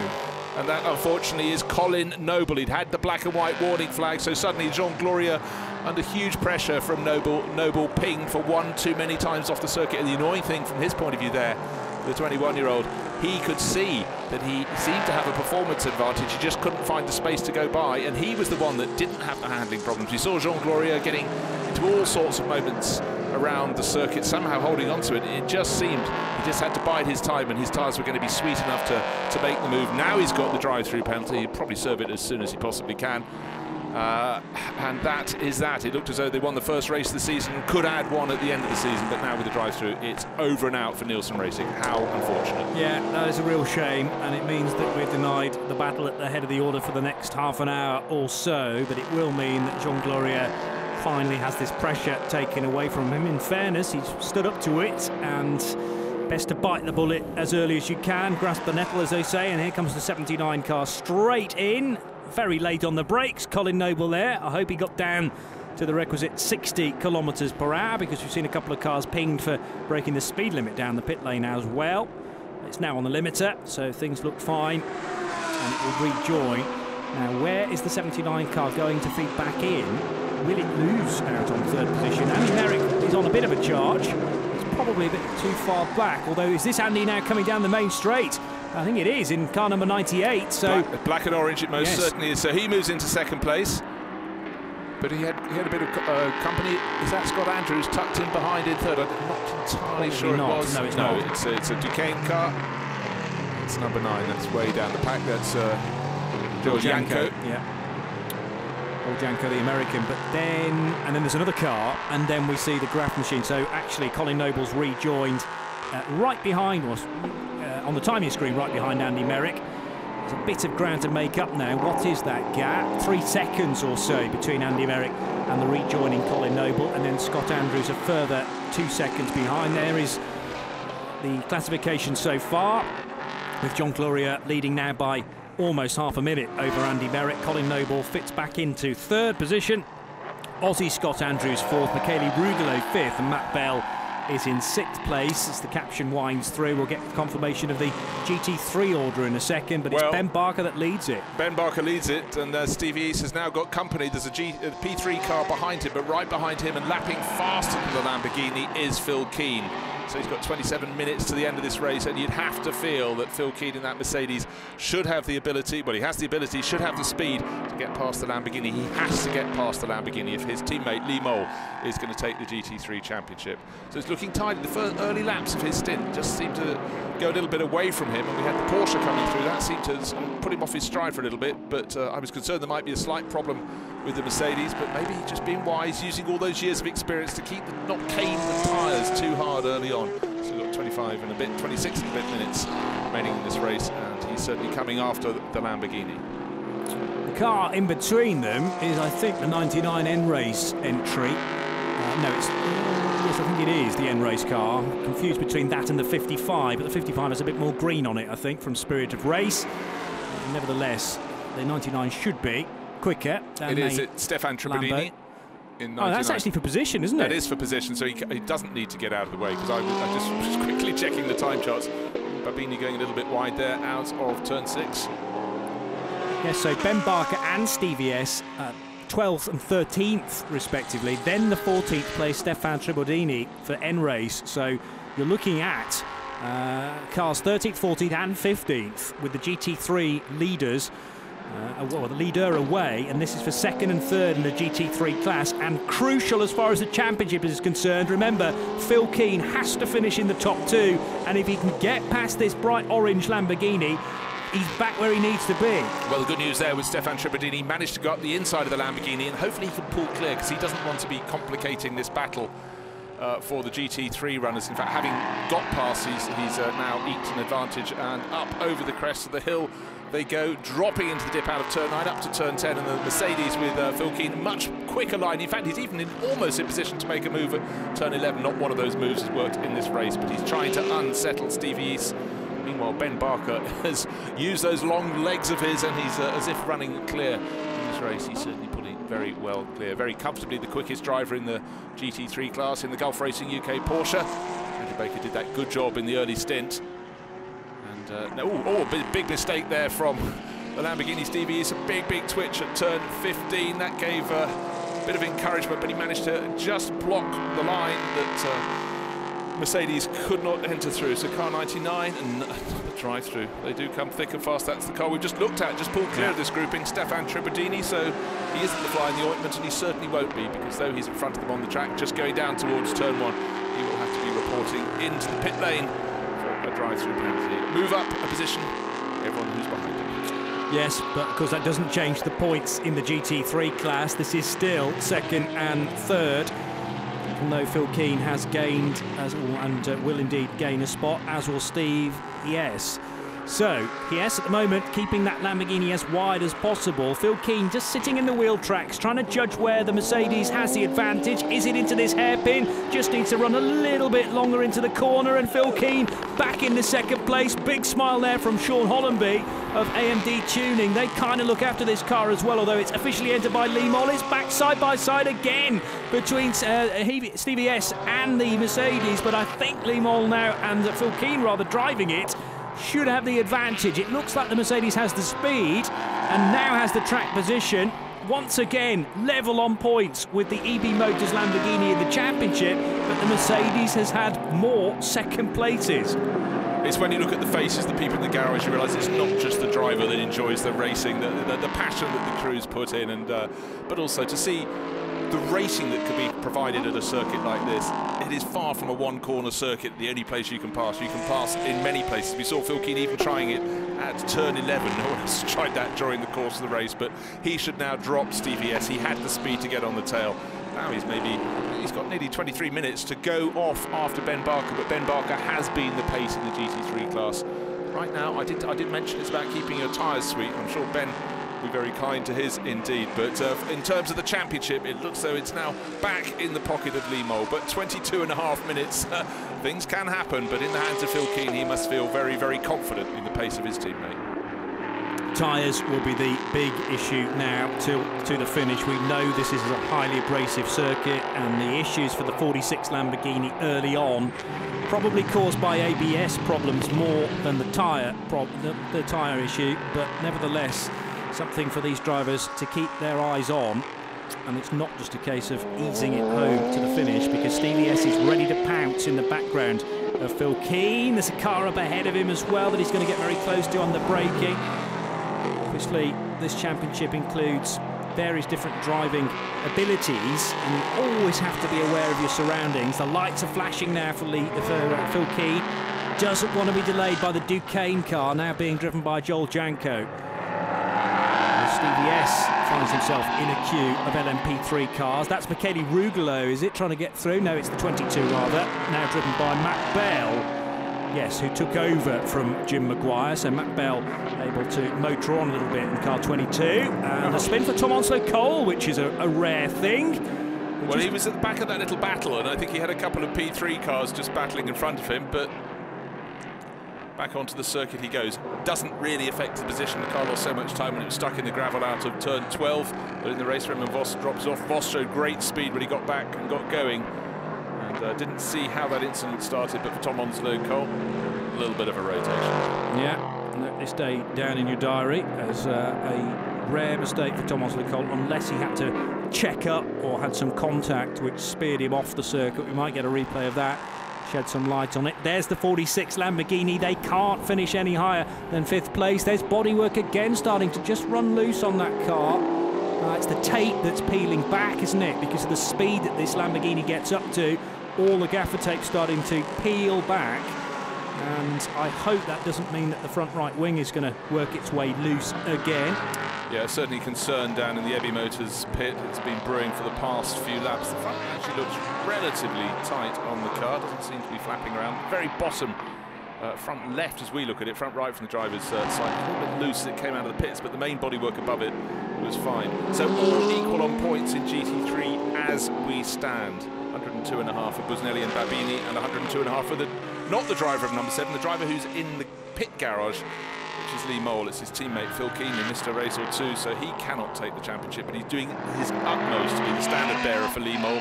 He's got past Stevie East in the Lamborghini, dropped him very easily indeed, but for Lee Mole, it's a very nervous time in the pit lane at the moment. So down into the right-hander at turn 12 goes Phil Keane, having pulled that move on Stevie S not too long ago, but that gap has now opened up to 2 seconds and will probably be 3 seconds in the next couple of laps. Now, what is the blood pressure like down at Lee Mole Motorsport? Let's hear from the man himself, now joining Charlie George in the pit lane. Yeah, I'm down here with Lee, looking a bit nervous. Lee, what a race. Sorry? You're looking a bit nervous there. This has been quite a race. Yeah, I've got no idea what's going on at the moment, so it's worse than childbirth, I think, sitting here waiting to see what's going to happen. But I think we'll end up with the same points, and it'll end up going on countback as it stands at the moment, so I don't know what that means. Well, best of luck. Not long left. Well, it's easier not having a clue, isn't it? I suppose it is. He seems to be enjoying himself anyway, regardless of what happens. But, well, I tell you, on countback, because neither car is going to win at the moment, so they're not going to increase their number of wins. It's 2 apiece. So then you go to second places, and as I say, the Lamborghini has yet to finish in second. Lee Mole's Mercedes finished second at Ricard. So that, for me, gives the championship to the Mercedes, and all this pensive emotion down at EB Motors would back that up as well. They're not giving the sign of a team that are on the cusp of winning the Michelin Le Mans Cup in only its second year for GT3 anyway. We've already got our very first LMP3 winners. P3s weren't running the championship last year, but DKR Engineering have that championship in the bag. And they've got the race in the bag today, sitting in an advantage of nearly 14 seconds. Obviously, Andy Merrick moved up to second place when Colin Noble tumbled down the order with that drive-through penalty. Noble chipping away, but in fact, the fastest driver last time around was Andy Merrick in second place. So he's not going to make it easy for Colin Noble to try and get back up ahead. Colin Noble, abuse of track limits. He doesn't stand alone on that charge. A whole host of drivers have been warned for that. Car 98, the latest one to be warned again. Turn number 16, Andy Merrick was the driver at the wheel at the time, so he's got to watch out. He doesn't want a black and white flag, and he certainly doesn't want the drive-through penalty that comes if you continue to transgress. Kenny Rougelet from a long way back into the hairpin, charging his way into turn 6 there to pick off the Graf car. Change of place up to 4th place. He was the fastest of the P3 runners early in the stint. Now Andy Merrick is starting to wind up the pace. He is the fastest runner. He's in second place overall, but he's 13 seconds down on Jean Gloria. Keep an eye, because last time he gained 1.6 seconds out of the race leader's advantage. That is continuing to tumble. And Stevie East into the pit lane. That ain't planned, because that's not a drive-through penalty. So the car that was in the lead of the GT3 class fell down to 3rd place and now has arrived in the pits. So I don't know what the problem is for Lamborghini. This is a drive-through penalty, constant abuse of track limits for car number 5, Tom Onslow Cole. Hang on a minute, because all of a sudden things start to perk up again down at EB Motors, because that could be crucial for the number 8 car. Extra points. Well, indeed, because I said they wouldn't be able to get any more than 5th place, barring major incident and potential retirements ahead of them. Well, that could potentially give them another spot. The 8 car was in 3rd position. If the 46 can finish 4th rather than 5th, that gives the championship to them again. They would win it by a point. This is by 2 points rather. So this is incredible, a final race with all sorts of different permutations. I'm pleased I brought the abacus with me. Oh, fantastic. So Sean Hollenby has to suddenly get on the radio. Phil, 2nd place not good enough. You've got to get off after the race leader, the class leader now. But the bodywork is starting to flap a little bit more on the EB Motors. Could there be another twist, Johnny? We've got just over a quarter of an hour to go. Will this be called in for bodywork to be reapplied? Can't happen for another 5 minutes. The story hasn't got to its conclusion yet. No, indeed. And the number 8 car is still in the pit lane. Stefan Tribadini finding some good speed now. I think there's every intention to send the number 8 car back out again. They're whipping round the back of the car. The engine bay is the major concern, although tyre pressures are being taken as well. Hazard lights flashing for the SVC Sport Management car. It was on course for its best result of the season with a 3rd place. However, 4th place looks unlikely now. Can I throw something else into the mix, Johnny? Because I haven't done that for a while. Go on. Car 79 being warned again for excess of exceeding track limits. Car 79 not alone, 93 has also been warned. That's now Andrea Piccini, who's taken over the Kessel Racing Ferrari. So there could yet be more twists. So the car that's chasing down, Colin Noble chasing down Andy Merrick, or trying his best to do so, but in fact Merrick generally been slightly faster in 2nd place, not last time round. That could have another drive-through, 2 drive-throughs in a race. Wouldn't be very good at all, would it? The Nielsen Racing crew had been looking on course for their first win. Stop and go for car number 79. Oh dear. Flagged it up and it's come to a conclusion. Now there are smiles down at Ebby Motors. It looks as though it was in the bin for them, and suddenly it's come sweet with that car coming into the pit lane and staying in the pit lane. This is the car that was 3rd in GT3 and certainly has fallen down the order. So the Ebby Motors Lamborghini, the black one, number 46, moves up that position. There it comes down the start-finish straight. How much bodywork is flapping on the side of the car? I think you're right, Johnny. It is just tape. But if that gets a black and white, a black and orange warning flag, it could lead to more problems. Just under 14 minutes remaining in the race. Jean Gloria leading by just a whisker under 10 seconds. Andy Merrick trying to get up to take a win for the Motorsport 98 crew. Yes. But the clock is ticking against him, I'd say, at the moment. Well, he was way quicker, though, than Jean Gloria last time around. Almost 2 seconds quicker. So the gap's down to 9.8 now with 13.5 to go. And what we saw early in the stint, that Jean Gloria was having a few moments trying to get the balance of that Norma right. And I think he might have been really abusing his tyres a fair bit. And this circuit, as all the teams will point out, is very, very abrasive. If you're slightly loose, then that really, really is a problem. Just want to throw something else in, Johnny. I think there is increasing concern about the Lamborghini bodywork on 46. Just as it went their advantage in the GT3 class, I think there's concern that they might be given a warning flag. Constantly looking at the screen to see who else has been transgressing. It's just 79 and 93 who are getting the stop-go penalties. By the way, you will have seen the 46 Lamborghini of Fabio Babini basically get a lap back on Stevie S. That didn't give him the place, though, so the 46 is still 5th, having completed 50 laps. The car we're looking at has completed 52 laps, so Babini needs to get past it a further 2 occasions to even be on the lead lap again. But the mechanics are in the back, so it's not a quick fix for the number 8 Lamborghini from SVC Management. It's a part that is not easy to access. You need extra arms extra long arms with an extra joint halfway down the forearm, I think, to curl around the underside there. Another pit visitor being signalled just ahead of them. You can see some of the mechanic with a lollipop. Which car is coming in now? It's not for a drive-through penalty, so it's for a car with a problem. Is it Ebby Motors with their board? No, it's not. It's a P3 car that's coming. I thought it was them being flagged in. Is it not Colin Noble who? No, it should be a drive-through penalty, shouldn't it? Or stop go, not drive-through. It is. You're quite right, mechanic. Just keeping out of the way. So yes, because the car's already done a drive-through, and then was pinged again for further track limit infringement and abuse, should we say, not respecting the limits of the track, that solid white line to left and right of the main asphalt. So Colin Noble brought to a halt, then he can get going again. It's literally a come to a halt, then power out again, but careful not to spin the wheels, otherwise we'll get another penalty. So Stevie S versus Fabio Babini, this little private battle of 4th and 5th, which will be crucial in the championship. The 2 Lambos now separated by a lap. 51 completed by Babini, 52 by Stevie S, but ES is going nowhere. Going nowhere. It seems to be a clutch problem, and they're trying to get something to engage, but I think that they won't fix that in the course of a lap, surely. And in fact, coming towards the end of the lap, out of 12 goes the 46 Lamborghini. This is the one that needs to be move ahead of this, but the 8 Lamborghini still sitting in the pit lane and nothing quite happening for them. I don't think he's going to get that back out onto the circuit. Still working away. Still, it seems gears will not engage in the SVC Sport Management Lamborghini, so I expect the 46 Lamborghini sweeping out of turn 15, coming into turn 16. That will move back up a position, which is absolutely crucial. Put it back into the lead of the GT3 class. Just over 10 minutes remaining. 2 hours seemed such a long time to go and play, and suddenly we're down to the very concluding moments in the race.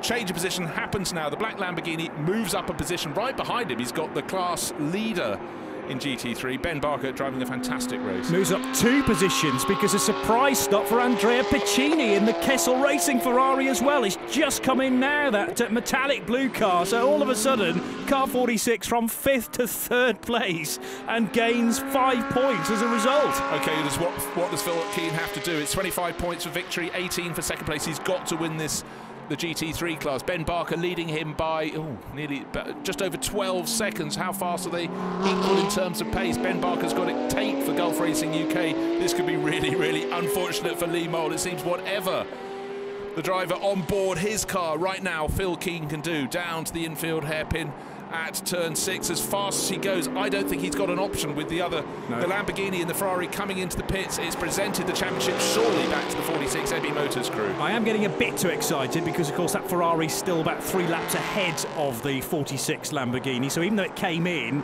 and it came in for a drive-through, because it took 32 seconds for Piccini to come in and out, that car's completed 55 laps, and remember, the Babini Lamborghini's only done 52, so actually it didn't gain 2 places. My mistake. No, I went with it as well, but because it was a stop-go, wasn't it? Not a pit stop.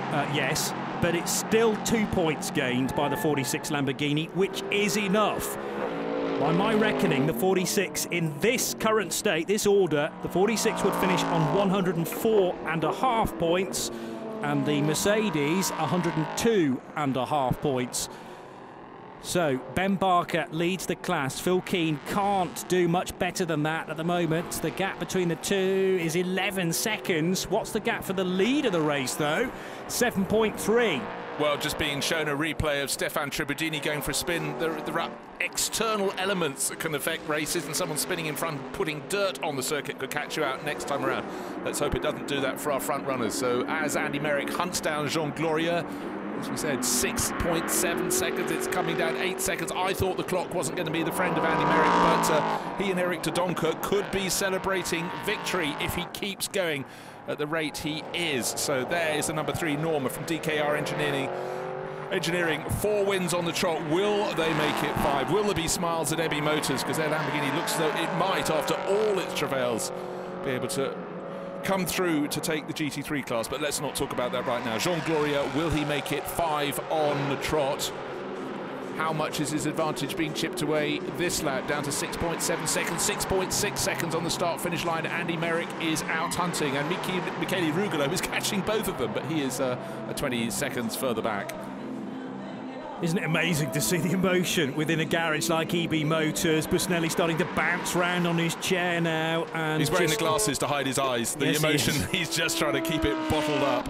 Talk about being dragged through the mill there in terms of up and down emotion and how motorsport can give and then take away at the same time. The tape is still peeling back on that car. Let's hope all the body panels remain intact. 7 minutes to go, and that car now running in 4th place against all odds, and purely because of the number 8 car, which still hasn't rejoined. Here it is. I almost don't dare look at the timing screen, because at the bottom you get messages flashing up. It's normally track limits, but who will it be? There is going to be surely another warning. There's a black and white warning flag for car number 9, constant abuse of track limits. But when you see that, you just check which the car. The number 9 is not in any reckoning at all. It's down towards the bottom car in P3. But if any one of the front runners, we had Colin Noble pulled in for a drive-through, then a stop-and-go penalty, that cast it way down the order, down into 6th place overall. One of the quickest cars out there was hunting for victory. Tony Wells can do nothing about it. He's standing in the pit garage for Nielsen Racing. But who else in the world of the eagle-eyed stewards will be transgressing and causing the problem? Ben Barker seems to have had a really, really clear run. He's going to take victory in the GT3 class. There are the standings at the moment. Gulf Racing UK, Lee Mole, he's in 2nd with Phil Keane at the wheel. He needs to be in the lead of the race to stand a chance of landing the championship. It's come back to Babini and Busnelli, who are there in 4th place in the race, but Phil Keane cannot surely gain 12 seconds in the final. 6 minutes this race, because Ben Barker, gold standard driver, doing a fantastic job for Gulf Racing UK. He will win the class, which will really go against Lee Mole, unfortunately. Yeah, but a tremendous end of the year for Gulf Racing UK. They've done a part season, and I'm sure Ben Barker and Baker will be wanting to come back with a vengeance perhaps next year. Andrew Baker with a really good opening stint, and his development continues. There is the car in second position, and that is an indication of how the points look at the moment, although there's a mistake on the screen there, because Busnelli and Mole can't be on the same points. It should read Busnelli and Babini on 104.5 and Lee Mole on 102.5. The gap's only 2 points, but it's enough at the moment to give the title to EB Motors. And breathe. We're not there yet. 5 more minutes to go. You never know what you're going to get in a round of the Michelin Le Mans Cup, but I would think they've probably saved the most dramatic race for last. There have been twists and turns, 2 safety car periods, and now into the final 5 minutes.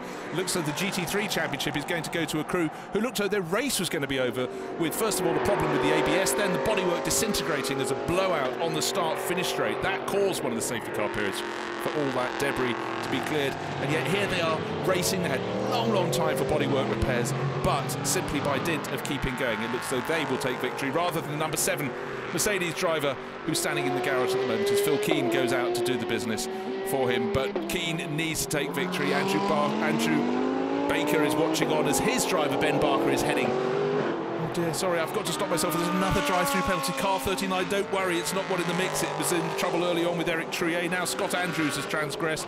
That will drop it down from 4th in the race. So I said there'll still be problems in the final 5 minutes. I didn't want to look at the screen, but it's not one of the people featuring at the sharp point of the race. So Jean Gloria, his lead down to only 3.8 seconds. Last time we looked, it was 6.5 seconds. Great drive from Andy Merrick. Fabio Babini out there in that 46 Lamborghini, just got to keep it going now. Got to keep the bodywork on the car. Do not hit a curb, it could loosen the bodywork. But who's going to win the race outright? Yes, I know the 3 car has taken the championship for DKR Engineering, and John Gloria, Alex Torriel wanting to end their season on a high. But Andy Merrick and his teammates, Eric de Doncker, already on course for their best result of the season. Can they top it off with victory? Motorsport 98 have already finished 3rd at Spa. They got a 4th place at Red Bull Ring as well, but yet to finish in the top 2. And there is the car that stands in their way to take victory. So where's Andy Merrick? There he is, just popping into sight through turn 12. The gap is 3.3 seconds. It's come down by ½ a second on this lap, but there are only 3 minutes to go. Yeah. It's not enough. There was a response last time around. Jean Gloria picked up his pace again and all but matched the chasing Andy Merrick. So he's just kept enough life in those tyres. Looked a bit loose early on, down through turn 15 into 16. He comes in the background of the shot, but actually looks as though he's almost lost a bit of time around the final 1/3 of the lap. Andy Merrick giving chase, but it looks as though it's going to be just enough for the DKR Engineering crew. There is Andy Merrick in the background of the shot, coming up the rise, and it really is a steep rise up the start-finish straight. 3.5 seconds. He gained a little bit, only 1/3 of a second.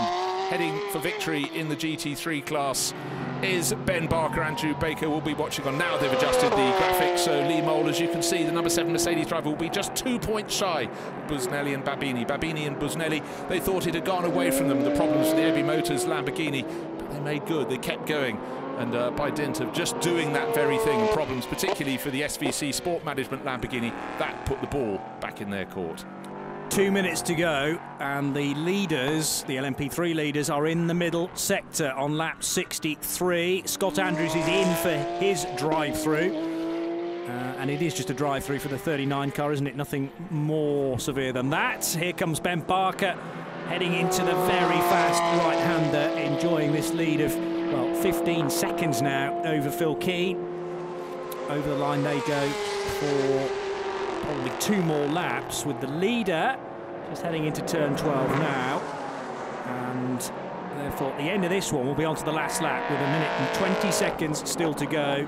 And John Gloria a little bit offline into turn 14, but still Andy Merrick isn't quite close enough to pounce. In fact, Andy was slightly slow around the middle sector of the lap, might have been going past another runner, but where he should be gaining, needed to be gaining, he has not been gaining. So for Jean Gloria, race started by Alexander Torriel. Don't forget, their silver standard driver was expected to pull clear, but 2 safety car periods put him back with everyone onto his tail, not once but twice, and that was why Jean Gloria suddenly found himself with a battle on his hand. Andy Merrick may be trying to gain one more time, but with just under a minute left on the clock, it's looking as though this one is in the bag. It will be 5 wins in a row for the DKR engineering combination. Colin Noble should have been up challenging, but not one but two driver transgressions of exceeding track limits. He doesn't stand alone in having those as we go around the final lap, but that took the entry from Nielsen Engineering and shoved it back down the orders, back in 6th. Should have definitely been a podium, and quite frankly could have been a win.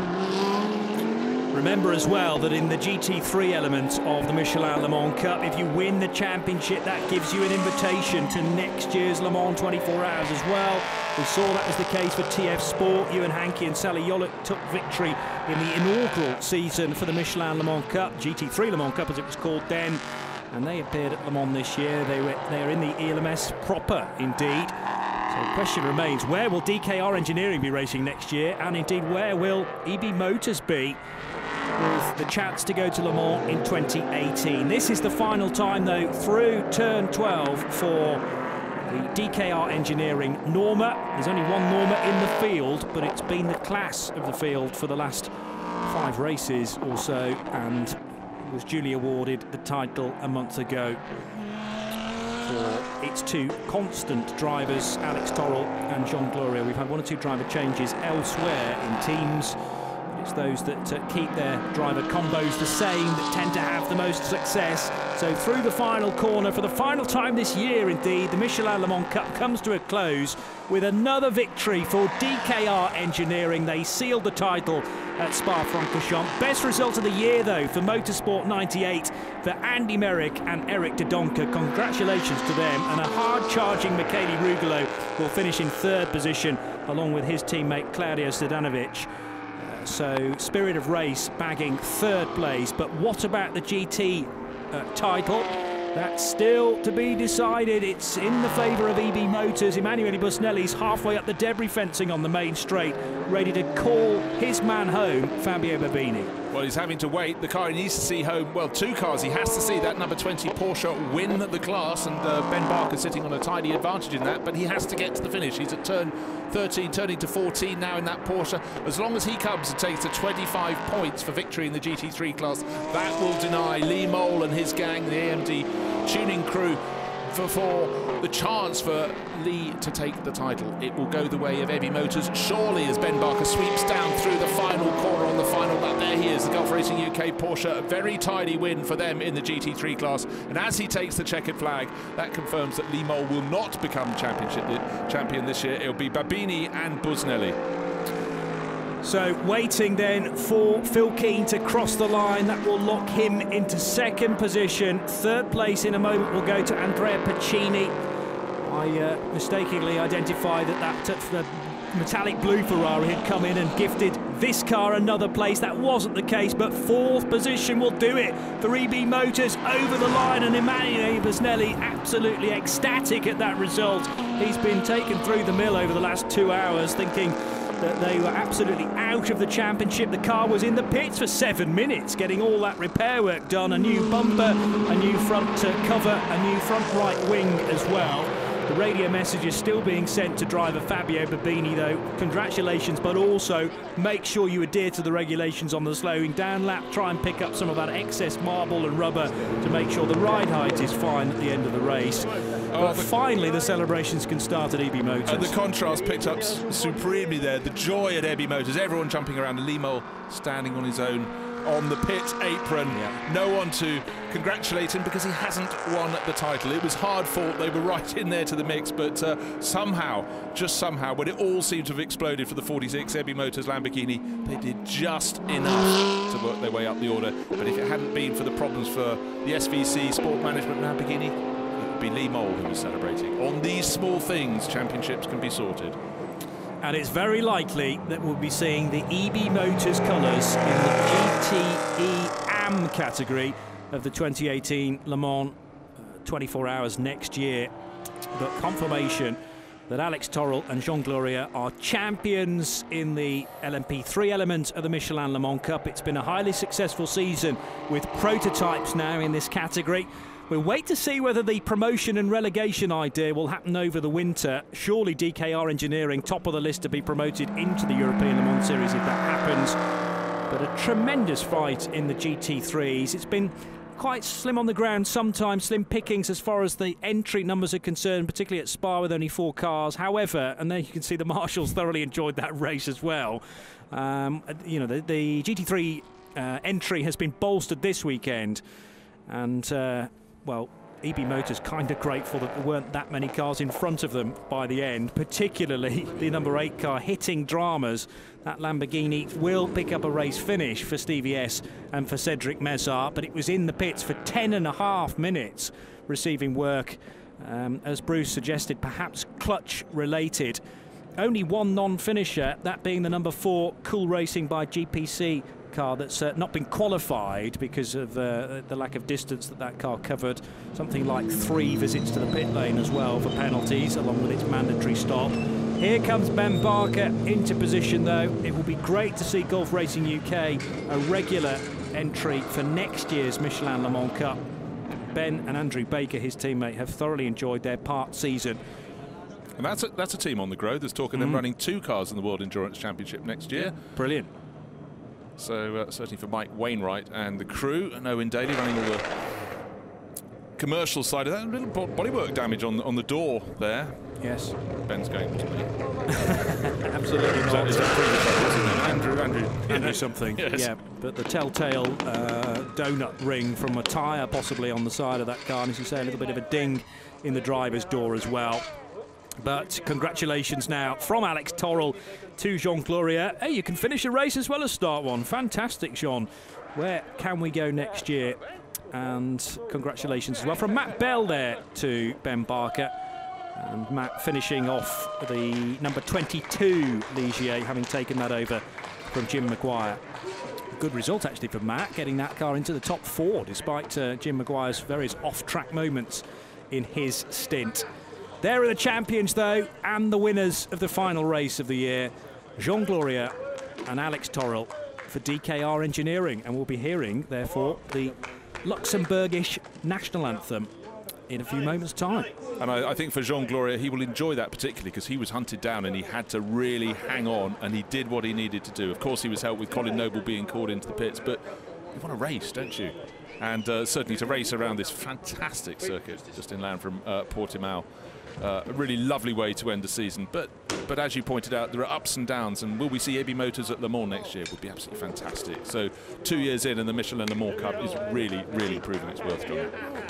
Very much so, and we'll get some reaction in a moment or two from Fabio Babini and Emanuele Busnelli. A downbeat Busnelli we bumped into halfway through the race, of course. Charlie George doing a difficult interview with Emanuele. He really didn't know what was wrong with the car at the time. Fabio Babini may be able to shed a bit more light on it, though, and we'll get some reaction as well from, first of all, DKR Engineering, Alex Torrell with Charlie. Well, Alex, before the race, you guys said that you wanted to end with a win, but that wasn't an easy one, was it? Yeah, I wanted to keep some excitement for the last race of the season, so it was not like the others, but at the end of the day, we won, and it's the important thing, you know. The safety car at the beginning was really hard for me because all the pace that I could build was all the times gone. So, but John did an amazing job, and he kept always the car. He's really hard with the track limits. He was having a good pace, struggling a little bit with the tires at the end, but as I said, perfectly worked by the whole team, especially by John. He gave me almost a heart attack, so I will not let him do any more the second stint. I think I will keep it for myself. And John, did you enjoy finishing the race for a change? Very much, very much. The pressure was on, so but that's how we like it actually. So it was an interesting race, very much. Thanks, guys. Well done. Thank you. Just a very faint cloud hanging above the number 3 car now because of a message on the screen saying it's been reported to the stewards for taking the checkered flag twice. Anyway, we'll call it as we see it. 64 laps completed for DKR Engineering. It's another win. 3.4 seconds, though. Andy Merritt got really close for a best result of the season for Motorsport 98. Spirit of Race third, with Michele Rugolo finishing that car off. And Matt Bell, a great result for the 22 United Autosports Ligier, finishing 4th. In GT3, it was a win for Gulf Racing UK. Lee Moll missing out on the championship. That goes to EB Motors, but let's get some reaction now. Down with Charlie again.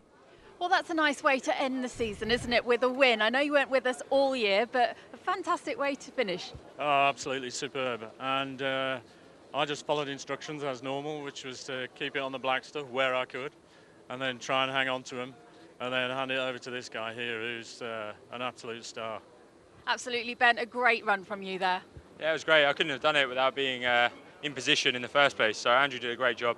Team did a fantastic job as well. Carl was spot on the whole way through the stint, and it's hot out there.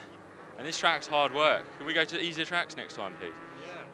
Yeah. I think that's a great idea. Yeah, let's make it easy for ourselves. You love it, really. Well done, guys. Ben Barker, always complaining, generally speaking, but he's quite happy, I think, beneath the surface, and gets a bit more congratulation there as well. We'll look back on what this race threw at us over 2 hours. Quite a lot, I can tell you.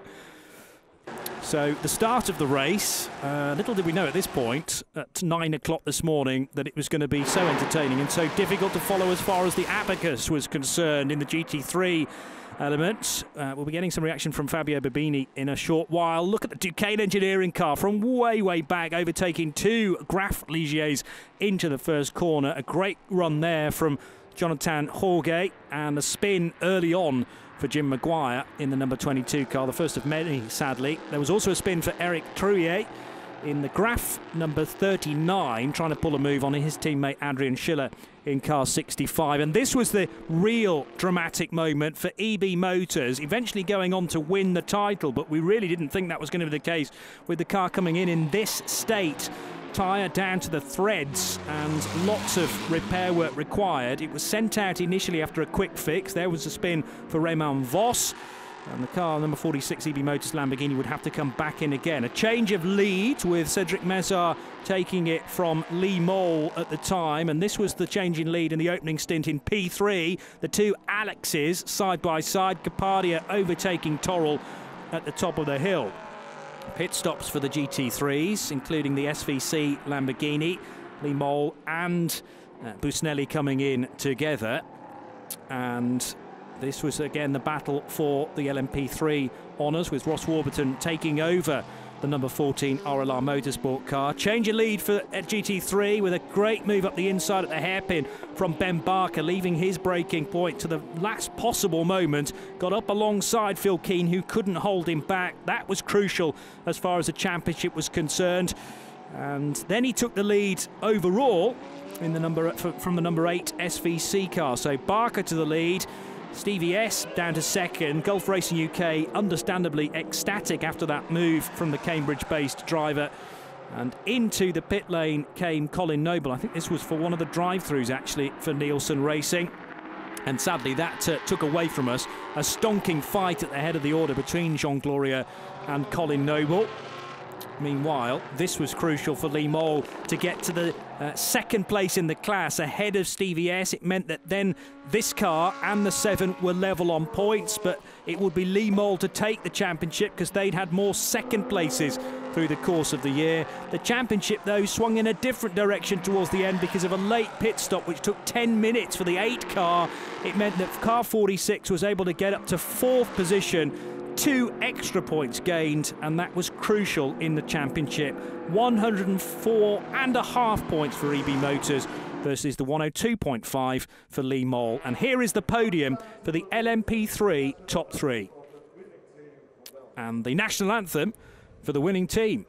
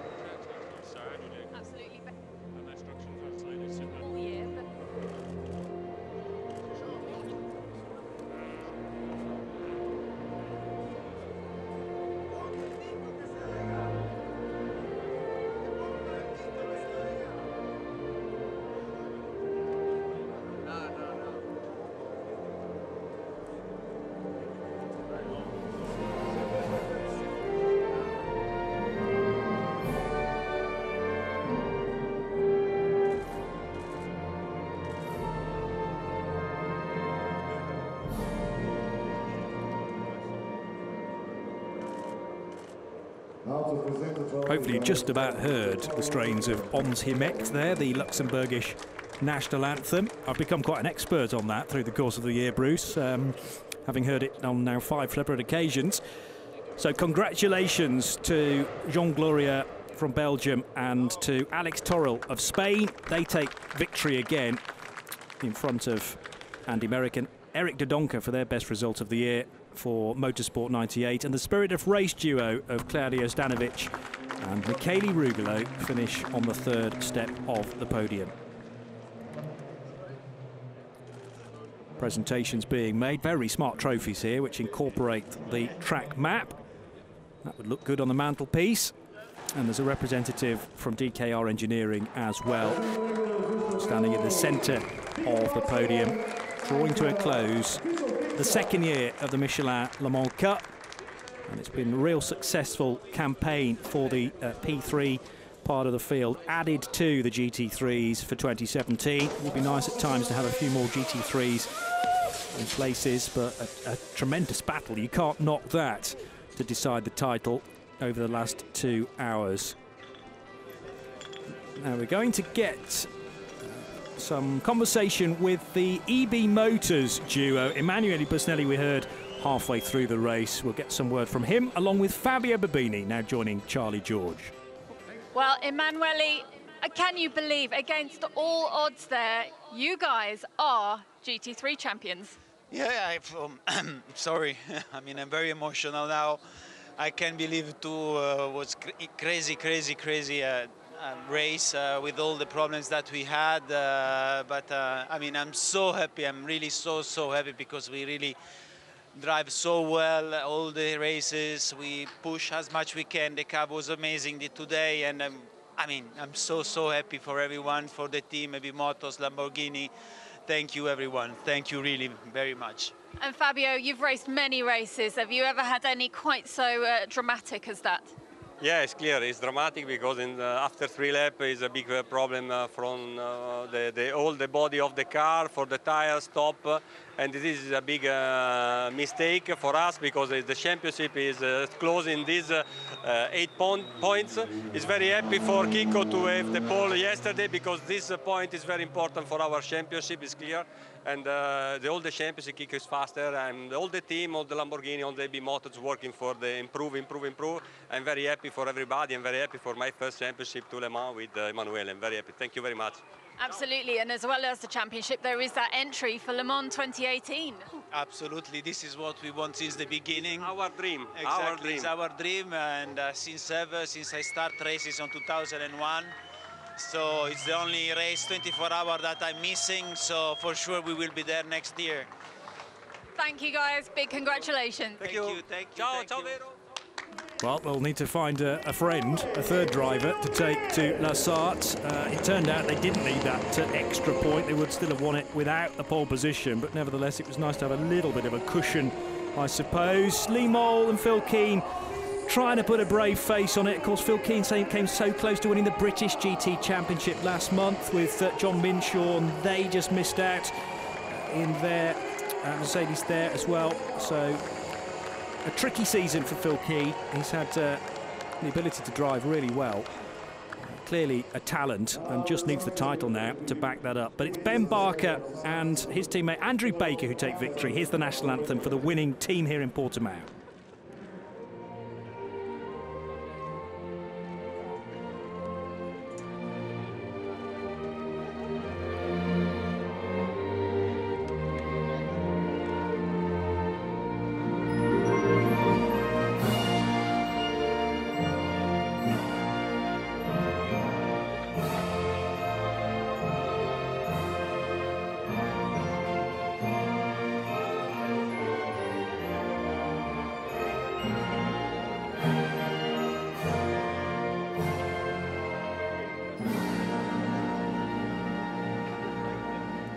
Now to present the trophy. Andrew Baker, Ben Barker on the top step of the podium. To their right, Lee Mole and Phil Keane, and also to receive trophies for finishing in third position, Claudio Schiavone and Andrea Pacini of Kessel Racing in the slightly more traditional red of Kessel Racing, despite that very smart paint job on their number 93 Ferrari 488. We also have a few more 488s in the GT3 category for next year. You can tell, can't you? That it's like the air's gone out of a balloon for Lee Mould. He was still on his feet when he didn't quite understand the championship permutations, but clearly he had to look at the body language from Sean Hullaby and the crew, and you could see the battle was going away. Team trophy there for Matt Beers of Gulf Racing UK, along with Andrew Baker and the much taller figure of Ben Barker. But yes, it was right to the finish in terms of the GT3 class. And someone had to lose, and the smiles are on the face of the Ebby Motors crew, and that entry ticket to Le Mans for 2018. They're going to have to come back and do it again next year to try and get the one for 2019. So the champagne will be bittersweet for Lee Moll and his gang, but for Emanuele Busnelli and Fabio Babini not being on the podium here today doesn't matter. They did just enough when everything seemed to have gone against them. Yeah, and you could argue that Lee Moll, really, his championship was done after Ricard. Thought he was well out of it. Then a peculiar Spa-Francorchamps brought them back into the title race. He said it's back on for the final race at Portimão, and they've just missed out by 2 points. But here's the Drivers' Championship in LMP3. A convincing victory in the end from Alex Torrell and Jean Gloria. They sealed it, remember, a month ago. Tony Wells and Colin Noble finished second for Nielsen Racing. Adrian Schiller and Emilien Carte for the Graf Racing outfit finish in third position, ahead of Andy Merrick and Eric de Donker, helped by those points. And that's second place in the final race of the year, so fourth place in the championship. They'll be delighted with that. DKR Engineering then win. Nielsen Racing in second on 88 points, Graf Racing 60.5, so by half a point Graf finished third in the championship ahead of Motorsport 98, Spirit of Race and United Autosports, the Jim Maguire and Matt Bell combination. And there is the 2-point gap between Emanuele Busnelli along with Fabio Babini, back to Lee Moll on his own, of course, because Phil Keane missed Spa. So Phil finishes on 77.5 points and finishes fourth in the Drivers' Championship. As far as the teams are concerned, though, EB Motors should be a team we see on the entry list for 2018 Le Mans 24 Hours. 104.5 points, plays 102.5 for Lee Moll. SVC Sport Management, despite that 10-minute pit stop late on for the number 8 Lamborghini, they still finish in third position in the team's championship. And a chance to look back at Portimão and indeed remind ourselves of the 2018 Michelin Le Mans Cup calendar, starting at Le Castellet for the test day, the 11th of April, immediately followed by round 1. We go back to Monza in 18, the Road to Le Mans, which will be 2 55-minute races, Red Bull Ring, Spa, and we come back to Portimão, to the Algarve, in a year's time. It feels like a long way off now. It will roll around very, very quickly, I'm sure. But the Michelin Le Mans Cup goes from strength to strength. It will be LMP3s and GT3s in the same race again next year. And we look forward to your company once again. Feels like quite late in the day. It's still morning, though.